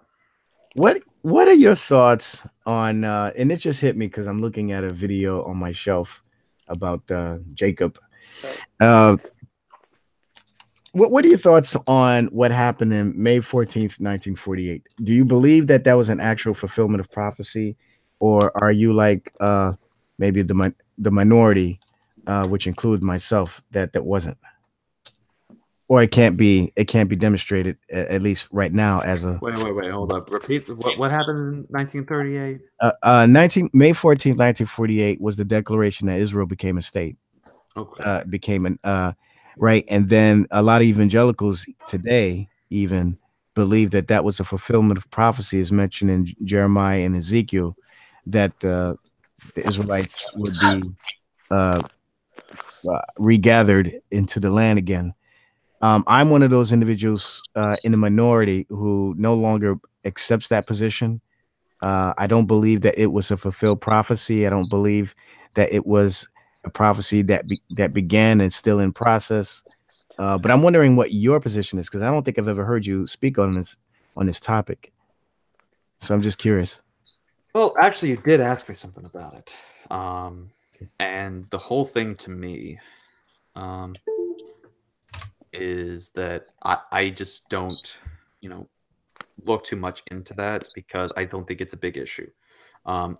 People have been saying things like that about everything concerning, fulfilled prophecy there. Okay, let's say it is. What does it matter? I mean, just focus on has no relevance to us. It's just simply fulfilled prophecy of a general thing that happened. That just means we now have to continue preaching the gospel like we should have been doing in the first place. We should be continuing to rebuke false teachings and heretics like we should have been doing. And we should continue to be loving and kind and caring to all people, regardless of their ethnicity and nationality and such, since that should have been our job in the beginning. So, it's to me, things like that I don't really get into or care for as much concerning that. I mean, if it happened, then sure, in terms of fulfilling a prophecy. If it didn't, well, that's not going to be the end of the Bible or showing that the Bible is somehow false. So, I mean,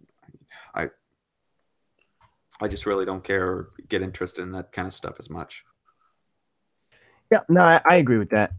That's why whenever people approach me about the topic, I always say it's a non-essential, nothing we need to worry about regarding salvation and stuff like that. But I am often immediately attacked because of the position I take. And I don't mind having these, me, I don't mind having conversations about these kinds of things. But it's I was just curious, and see what your position is, because I haven't talked to every Christian that I normally talk to on a regular basis about this very topic. Maybe a small handful, but I was just curious. So you were one of the few that I haven't asked yet. So right. Well, appreciate it, man. Yeah. All right. So that being said, thanks for your question there. Let's go over to the Canadian, whose name is Remy. Remy, how are you doing? Not too bad. Not too bad. All right. Getting summer is finally dying here in Canada. Well, we're no longer in the 80s. We're no longer in the 80s. So that means y'all have Sadly. like 18-inch thick snow. No, not for another Nice. 3 months, maybe not 4 months.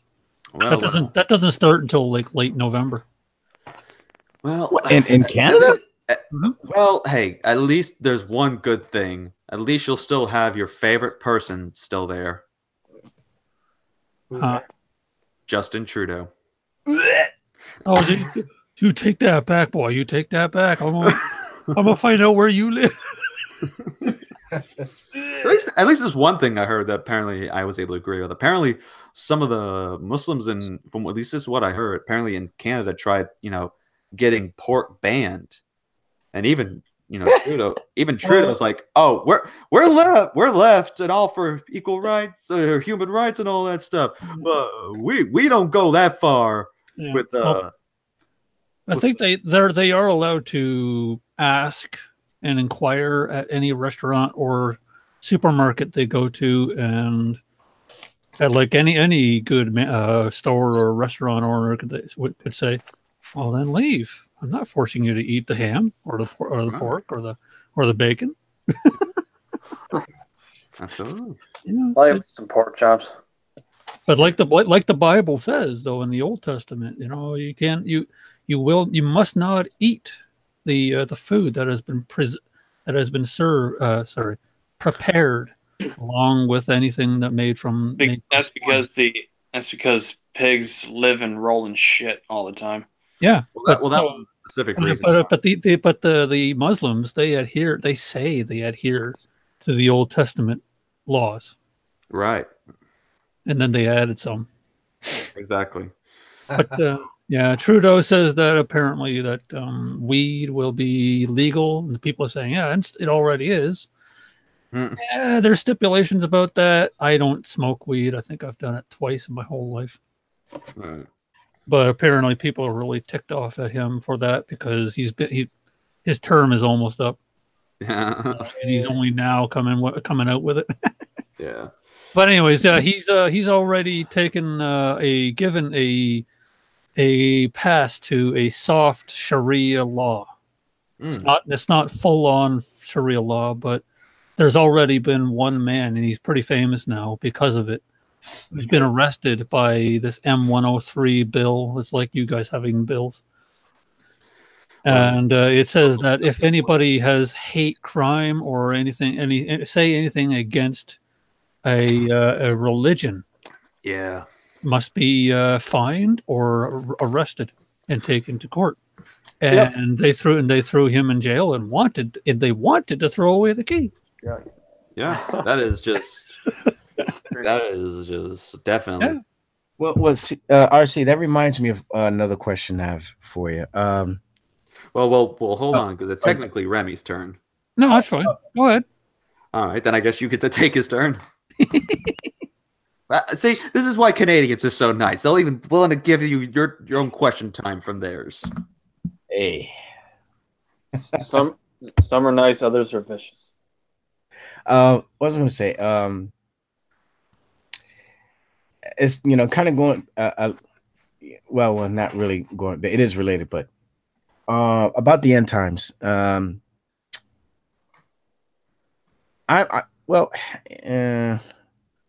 was going to ask you about as far as what do you think the world would be like after this term is up with Trump.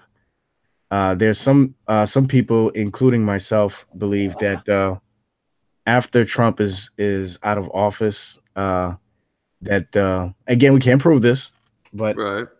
There's some people that believe that after Trump is out of office, that's when things are gonna go get really, really, really, really, really bad, like tribulation. Oh my God! I mean, people have been saying that about all kinds of political candidates for over the years. They said it about Obama. They said it about Bush. They've said it about Bill Clinton. They said it about everybody. I mean, even Ronald Reagan got that back then. Yeah. It's just I can tell you why I kind of feel that way. Again, I don't really talk about it that much because I don't have a strong position or argument for it. But this political climate that we're in now is so divided, and I see people who are not just on the left, but people who hate Trump so much that they even attack conservatives or people who didn't even vote for Trump, but they just like his policies or like his ideas and stuff.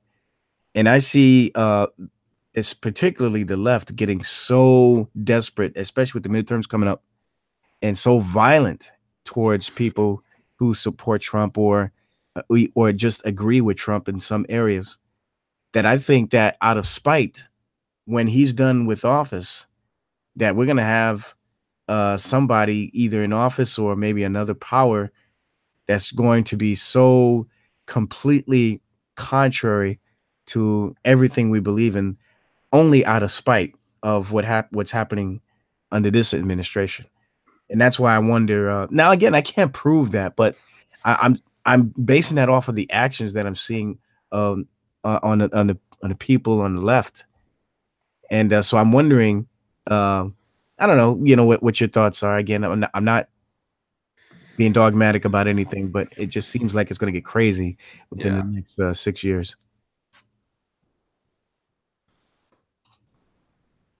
I mean, people are going to be people. I mean, it's nothing new. It's been the same thing that's happened throughout history.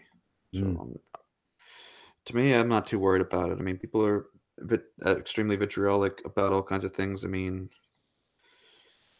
we can't say that this is something that's like brand new, Yeah, that's for sure. Yeah. Yeah. Anyways, I joined, though not to really ask a question, but to clarify my position on the problem I was having out in the live chat. And thank you, Bob, for clarifying and being a good sport about it. Thank you very much. Although I did not have any familiarity with any term called the tree of life, I was wrong, and I'll admit that. I didn't know, but I said there was no tree of life because it's not a focus point. It's not a significant item in the Bible at all. Until Right. like the tree of life later on in the Bible is not the same tree. It's the tree of life is regarding to lineages and regarding fruitfulness of what comes from you and everything, and what comes from Jesus and what comes from the Father. But the tree of life, it shouldn't have had too much of an effect on you if you are being honest and saying that your faith was rocked by this article in the Bible, Genesis chapter 2. If that one tree caused you to doubt your faith, then I do have to wonder, there's no way. How strong was your faith up until then? Were you building a mountain of rocks on a pebble? I'm not saying that. I'm not saying you were. I'm asking. I'm clearly asking.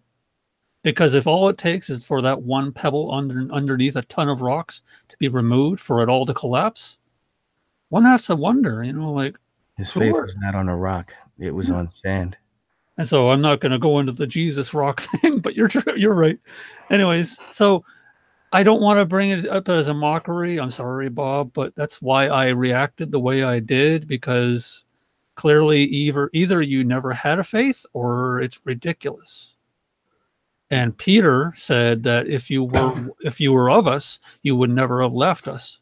Yet but now they have gone out from us. They were never of us. That's Peter. No, actually, that was John. Sorry. That was John? Okay, I'm sorry. You're not the first person that's made that mistake. Okay, well, it was John. Thank you. But either way, okay, so it was John, the most beloved of the 12. That's the Holy Spirit speaking. You were not of him. You were so one has to wonder, you either didn't have a faith or it was still growing. And if it was still growing, maybe you need to look harder. Maybe you need to be a little bit more lighthearted on the questions you asked. If someone can't give you an answer, it's because they don't know. It doesn't mean that there is no answer. And if you ask 10 people and they don't have an answer for you, maybe you need to apply logic to it like I did tonight. That the tree coincides, Jesus removing the tree coincides with Jesus removing their immortality. It doesn't mean that the tree of life was there because there was death and it was keeping them from death like some sort of magical ward. Sorry, it's RPG talk. It's not like that.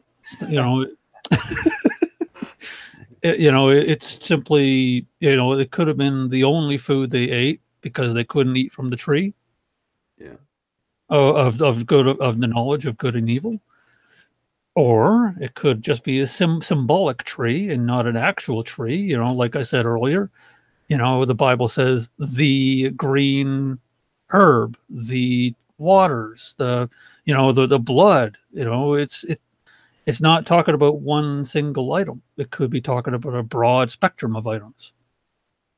Mm-hmm. Yeah, can I make a comment on that too? Yep, sure. Because somebody brought this to my attention maybe a few months ago, that they also believed that the tree of life was a source of immortality and stuff like that, or they had to keep eating it in order to live. I guess my first response to such an argument would be to ask, how many times did they have to eat the fruit? There's no evidence of that in the scriptures. And if so, where's the text that indicates that they ever ate, of the tree of the knowledge of good? Of the tree of life.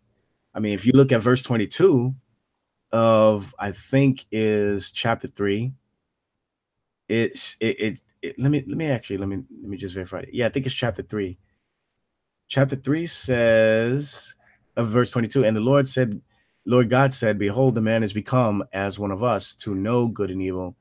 And now lest he put forth his hand and take also of the tree of life and eat and live forever. So to me, verse 22 seems to show God preventing Adam from getting to the tree in the first place. Not that Adam, once had access to the tree, but then God took it away. So there's no disagreement that the text clearly points out that this tree contained power to give immortality to Adam and Eve. But what's not being stated anywhere in the text, in my view, particularly in regards to, and they like to go back to I think Genesis chapter 1, is that all of the animals were dependent upon eating of this tree of life in order to not die. There's just no evidence, no contextual evidence that this tree was made for that purpose in order to, give people immortality. It's just. Yeah. Well, one could also say that there's roots in Greek mythology. Obviously, it's in the word mythology, it's a myth. But their gods ate of something called ambrosia, which is a food of the gods. Some say it was a golden apple. And so then maybe that's, what's the word that Russell always, or One Way always says? Anyways, yeah, that starts with a P. Many things. But anyways, but that does, but if that doesn't necessarily mean that the Greeks were right or it was the same idea, but it was all fiction and it could have been based off of the Bible and what have you. But when Jesus in the New Testament, obviously in the New Testament, anyways, he says that I come to give them life and life more abundantly. Well, if you already have life, regardless, you're not going to die. How do you give more of a maximum?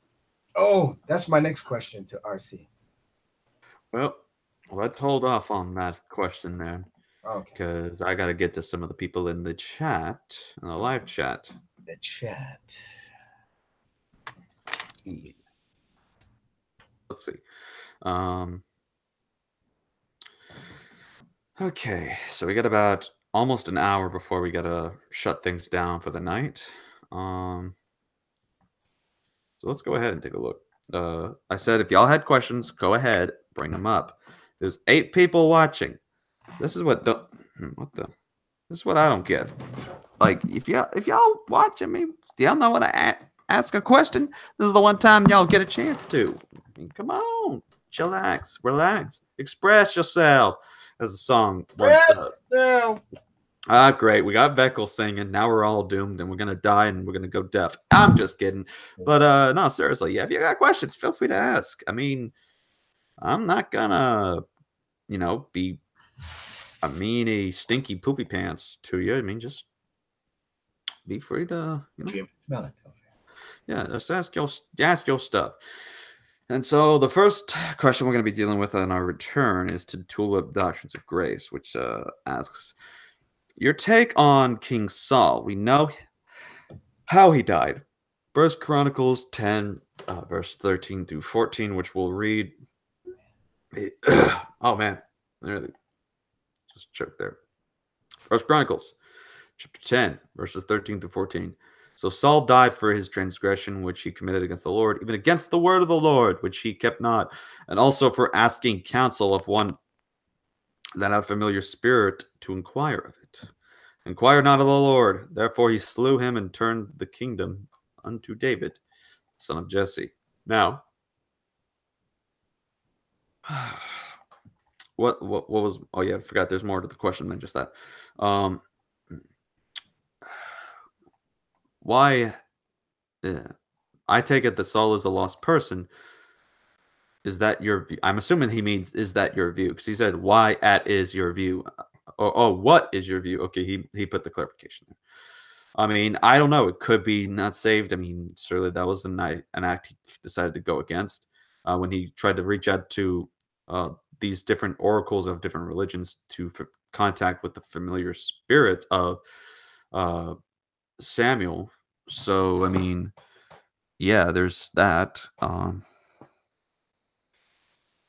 But yeah, I think it could be either or. I mean, I don't really think that's a dogmatic thing for an interpretation on. So we'll just see where it goes from there. And at that point, ooh, you know what? I'm gonna do something risky. I see that he's got this Discord chat, and I've well, it seems like he mainly does this to post stuff there. So I'm not going to do that. But I'm going to send the link to at least the watch link to this on what's it? I'm having a brain fart right now. Godless Engineers Discord. So we'll see how that goes.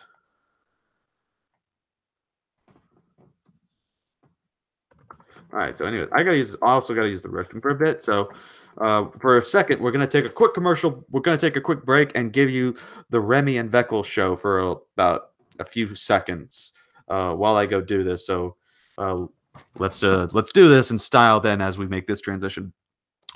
Ladies and gentlemen, here tonight we have the Remy and Veckel show, starring your host Remy. He is a classic Canadian who is nice and mean when you get on his bad side. And we have Veckel, the voice actor who has 50 voices and personalities in his head. Ladies and gentlemen, please welcome Remy and Veckel. Oh, great. Gotta keep you guys entertained while he's gone.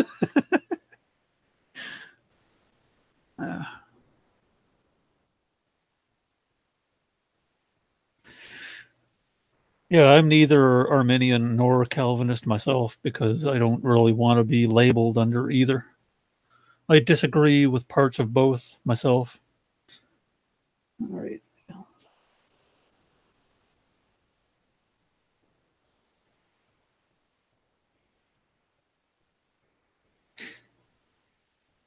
Well, God putting Saul to death, it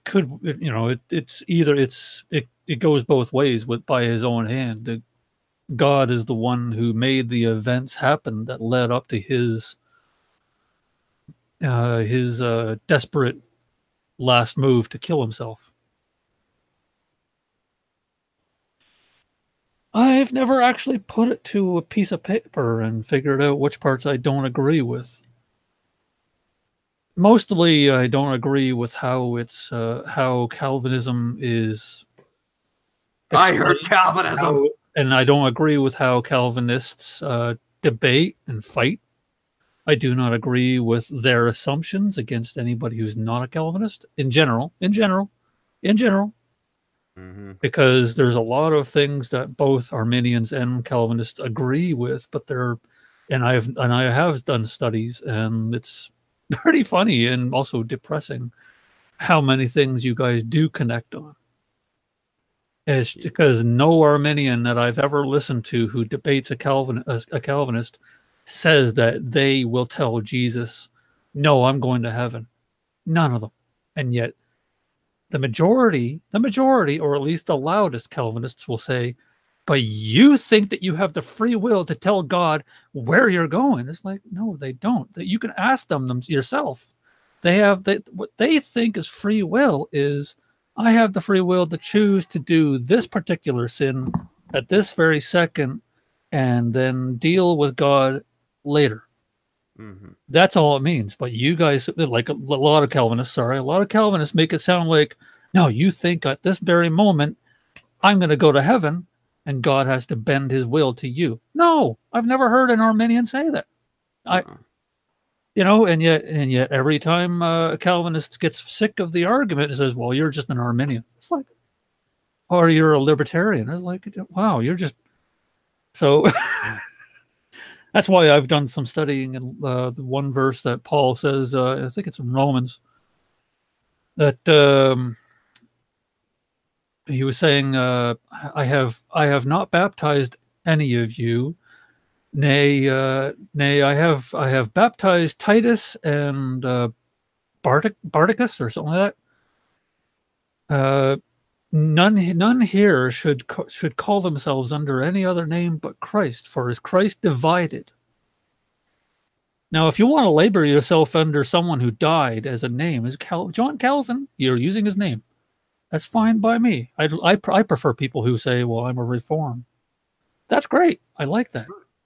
That makes a lot more sense to say you're Reform, because you're actually subscribing to the idea, not the man who refined the idea and put his stamp on it. Well, that's the thing, though, that Calvin was not the one who put the stamp on there. It was actually. Oh yeah. Yeah. In fact, it was actually originally used because they did call themselves Reformers in the beginning, Mm-hmm. but the Lutherans used it as an insult term. Oh right, yeah. And so they decided, much like how Christian was originally an insult term, they just had adapted it mostly because that's popular when you get people describing what your beliefs are and reduce it to one word. Mm-hmm. I would say that I'm just Reformed, and I mostly do say that, but I know some people don't know what that means. So I'd say, oh, I'm a Calvinist, and then the light bulb clicks like, oh, so you believe this? I'm like, yeah, I believe that. So, although since I'm not an Arminian, though, there is one verse that I've heard many times in my past, but it came up recently, and it's one that's kind of, like I do lean, if it politically there's left leaning or right leaning. If it's between the two, Arminian and Calvinist, I'm going to say I'm leaning more towards being a Reformer, because it takes more of an affirmative.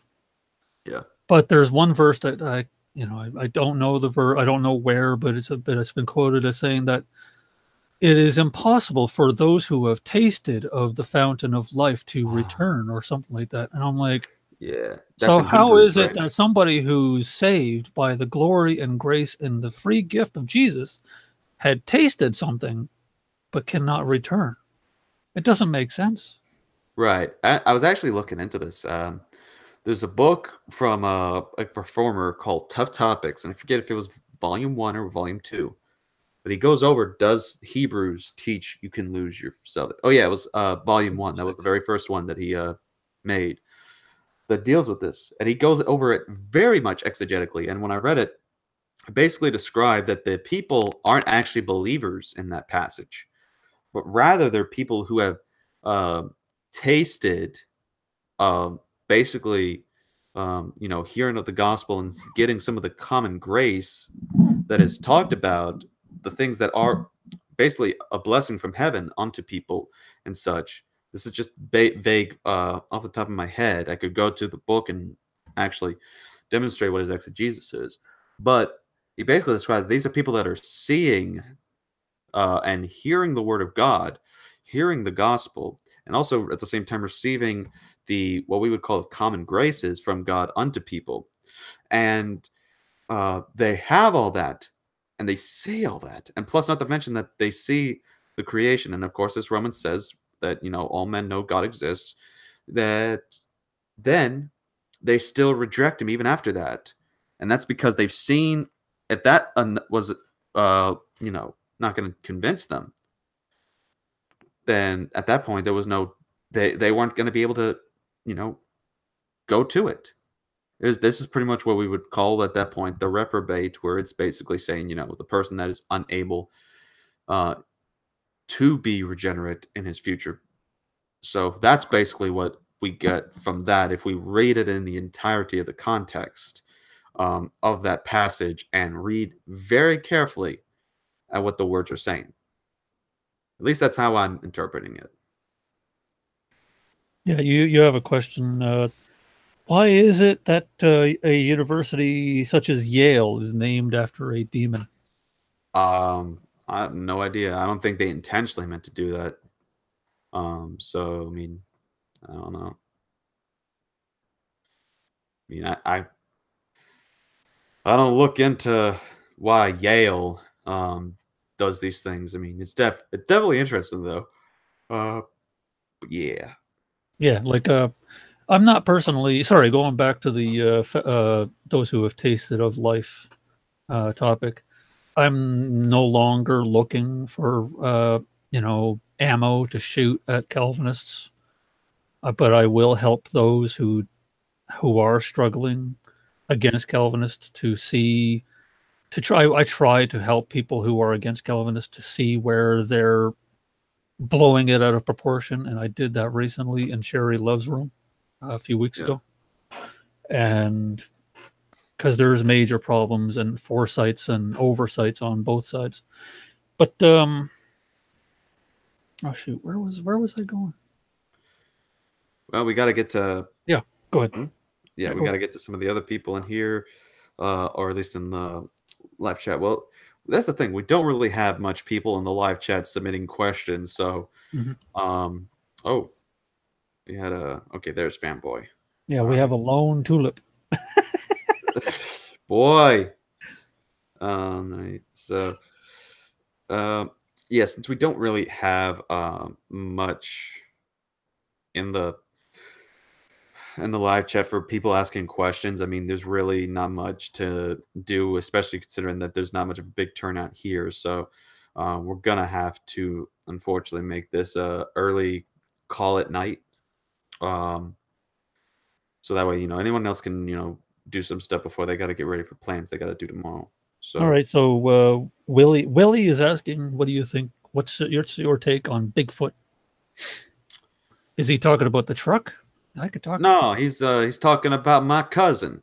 Yeah, Bigfoot, my cousin, all the way over in Georgia. That, in case any of y'all are still trying to find him,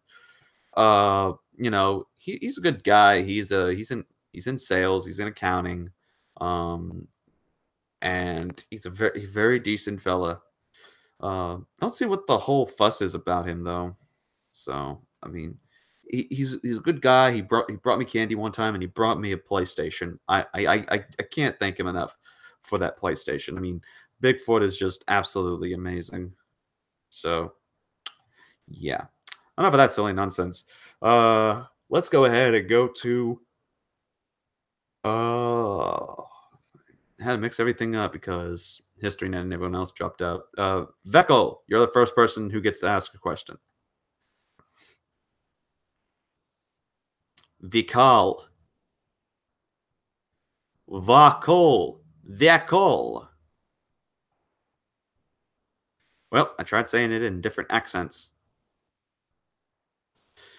Oh well, if he manages to get on, we'll go to Veckel later. But that just then leaves it up to Remy the Canadian.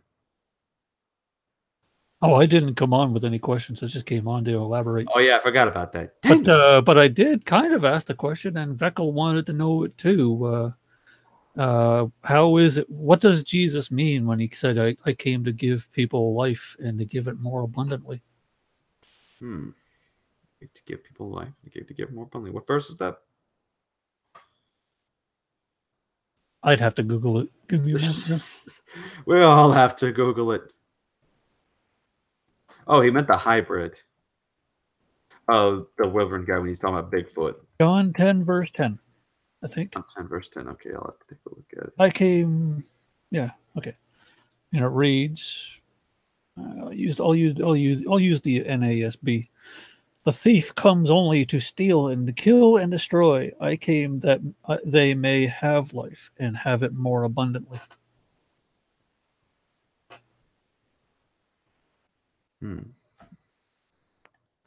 Let's take a look.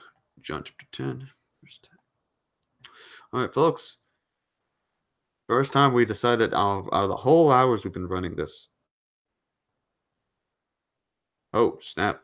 Beckel will have to take a step outside because his life's crazy right now. Oh, hey, what do you think I'm doing? All right. Let's go out of here. All right. The thief cometh not, but for to steal, to kill, to destroy. I have come that they might have life and that they may have it more abundantly. Okay. So we know in the context, based on the parable, he says, he's the door and the good shepherd. Now, going to the black here, this parable spoke him unto them, but they understood not. Then Jesus said unto them, Verily, verily, I say to you, I am the door of the sheep. All that ever came before me are thieves and robbers. So the people that came before him, they're thieves and robbers. And of course, Gale says this must be understood with some restrictions, not of every individual person or of every individual prophet or shepherd, not of like the other prophets before them, who came and such, but is rather of prophets who came and were not sent of God, and so did not come in by the door. So it's referring to false prophets who came before him. Doesn't include Moses or Abraham or any of these others. Then you have verse 9, I am the door. By me, if any man enter, he shall be saved, and shall go in and out and find pasture. The thief cometh not, but to steal. So, meaning the thief that was mentioned here, the thieves and robbers, the false prophets, they come to steal and to kill, to destroy. I, Jesus, am come that they may have life, and that they may have it more abundantly, meaning that the life, he is the bread of life. Jesus Christ is the bread of life, so that they may have life. Jesus, it was even said in John 3:16, that whoever believes on him should not perish, but have eternal life. And so, concerning abundantly, the Syriac version reads something more abundant. Gil continues the comment and says, that is then life, meaning not merely the life of wicked men, whose blessings are curses to them, or than their own life only in the present state of things, or than long life promised under the law to the observers of it. But even that, then the life Adam had in innocence, which was but a natural and moral, not a spiritual life, or that life which is hid with Christ in God, and also that which in the angels live in heaven, which is the life of servants and not of sons, or else the sense is that Christ came that his people might have eternal life. More abundant evidence of it than what was under the former dispensation, and has stronger faith in it. So he has given them abundance of life that gives them eternal life. I am the good shepherd. The good shepherd gives his life for the sheep, laying his life down so that the atonement's been paid for, and so that the only thing they have to do is put their faith and trust in Christ. Verse 12, but he that is a hireling and not the shepherd, whose own sheep are not, seeth the wolf coming, and leaveth the sheep, and fleeth, and the wolf catcheth them and scattereth the sheep. The hireling fleeth because he is an hireling, and cares not for the sheep. These are the robbers, these are the thieves. I am the good shepherd, and know my sheep, and am known of mine. As the Father knoweth me, even so know I the Father, and I lay down my life for the sheep. So, I think we pretty much covered it there, but the context as we're getting here is that that Jesus had come to lay his life down for his sheep.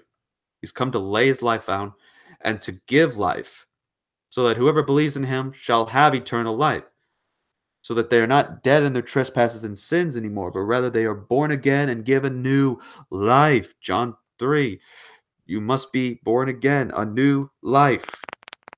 So that is what I would have to say. about that particular passage and what it means there when going over the context, as well as keeping in mind what Jesus said in the beginning. Well, one could say that when you're in Hades or Sheol, you're still alive, but you're in agony or whatever. But it's still alive. But Jesus comes to give it to you abundantly. So one could say it that way. Yeah. Anyways, you have another question in the live chat. Oh, all right, let's do that. Why was the census of David in 1 Chronicles 21 such a grievous offense towards God, where he killed 70,000 Israelites? David had to buy land of Ornan, the Jebusite, offer as sacrifice. Huh. I don't know. This is going to be one that I honestly say I don't know, and I think even just looking at it won't give us really much of an answer at that point, because that's definitely something you have to look in much more deep. As someone who's decided to start into the Old Testament, I can tell that some of these issues, especially the way this question is phrased, will definitely need further investigation on. So I will do my best to look into that. In fact, actually, Tulip, if you can, when the video is done, please comment on it. Comment and tell us and tell me, your question, and I'll try to be researching it, and I'll reply in a comment back at you, because I don't want to leave you hanging. All right. So the last question for the night will go to Religious Fanboy, who has showed up. Religious, how are you doing, my friend?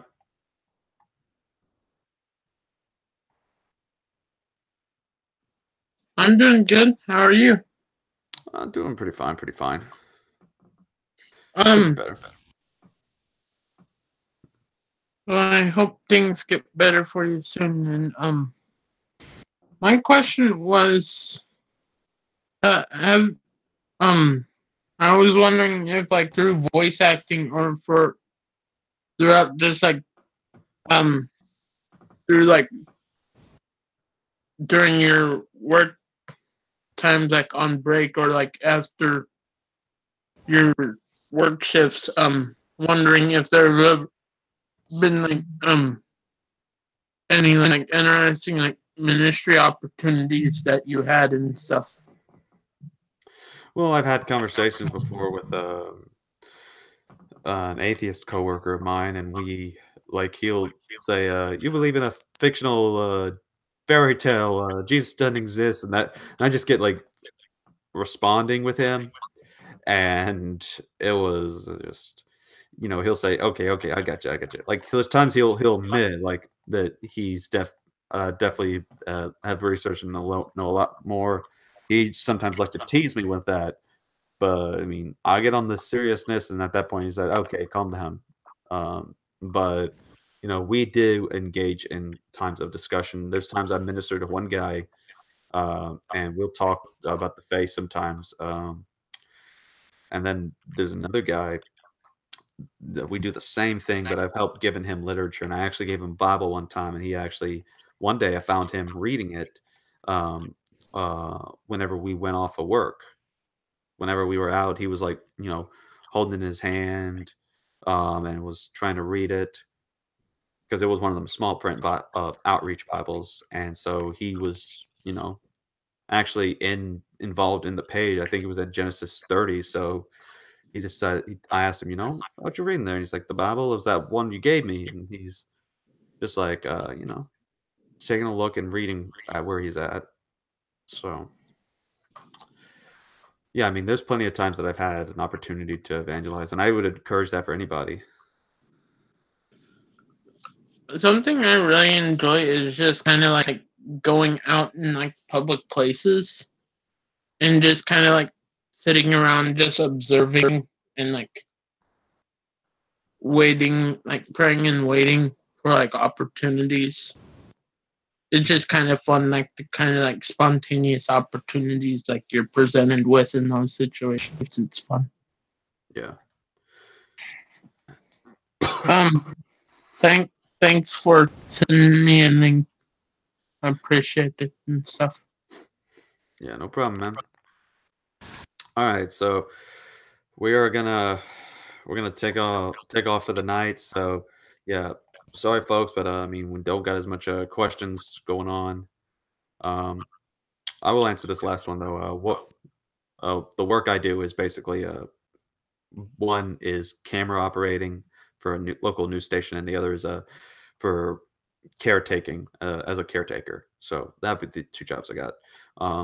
So yeah, I hope to see y'all next week. Well, actually, no, we can't do. Well, here's what we'll do. Next week, we'll not be doing an Ask RCA. We will be doing at the same time. We will be doing a live stream of theological discussion. If y'all remember HistoryNet, who was here, he will be joining us to discuss biblical inerrancy. Is the Bible inerrant? We will discuss that for an hour, and then we'll do an after show afterwards. So that way we can get something going on and y'all still can have interaction. That won't be much of an Ask RCA. Instead, it'll be a, free for all communication and dialogue. So invite your friends if you want to watch, and then also invite your friends for the after show. So we'll see where that goes and how it turns out. But until then, this has been your boy, RC Apologist. Take care.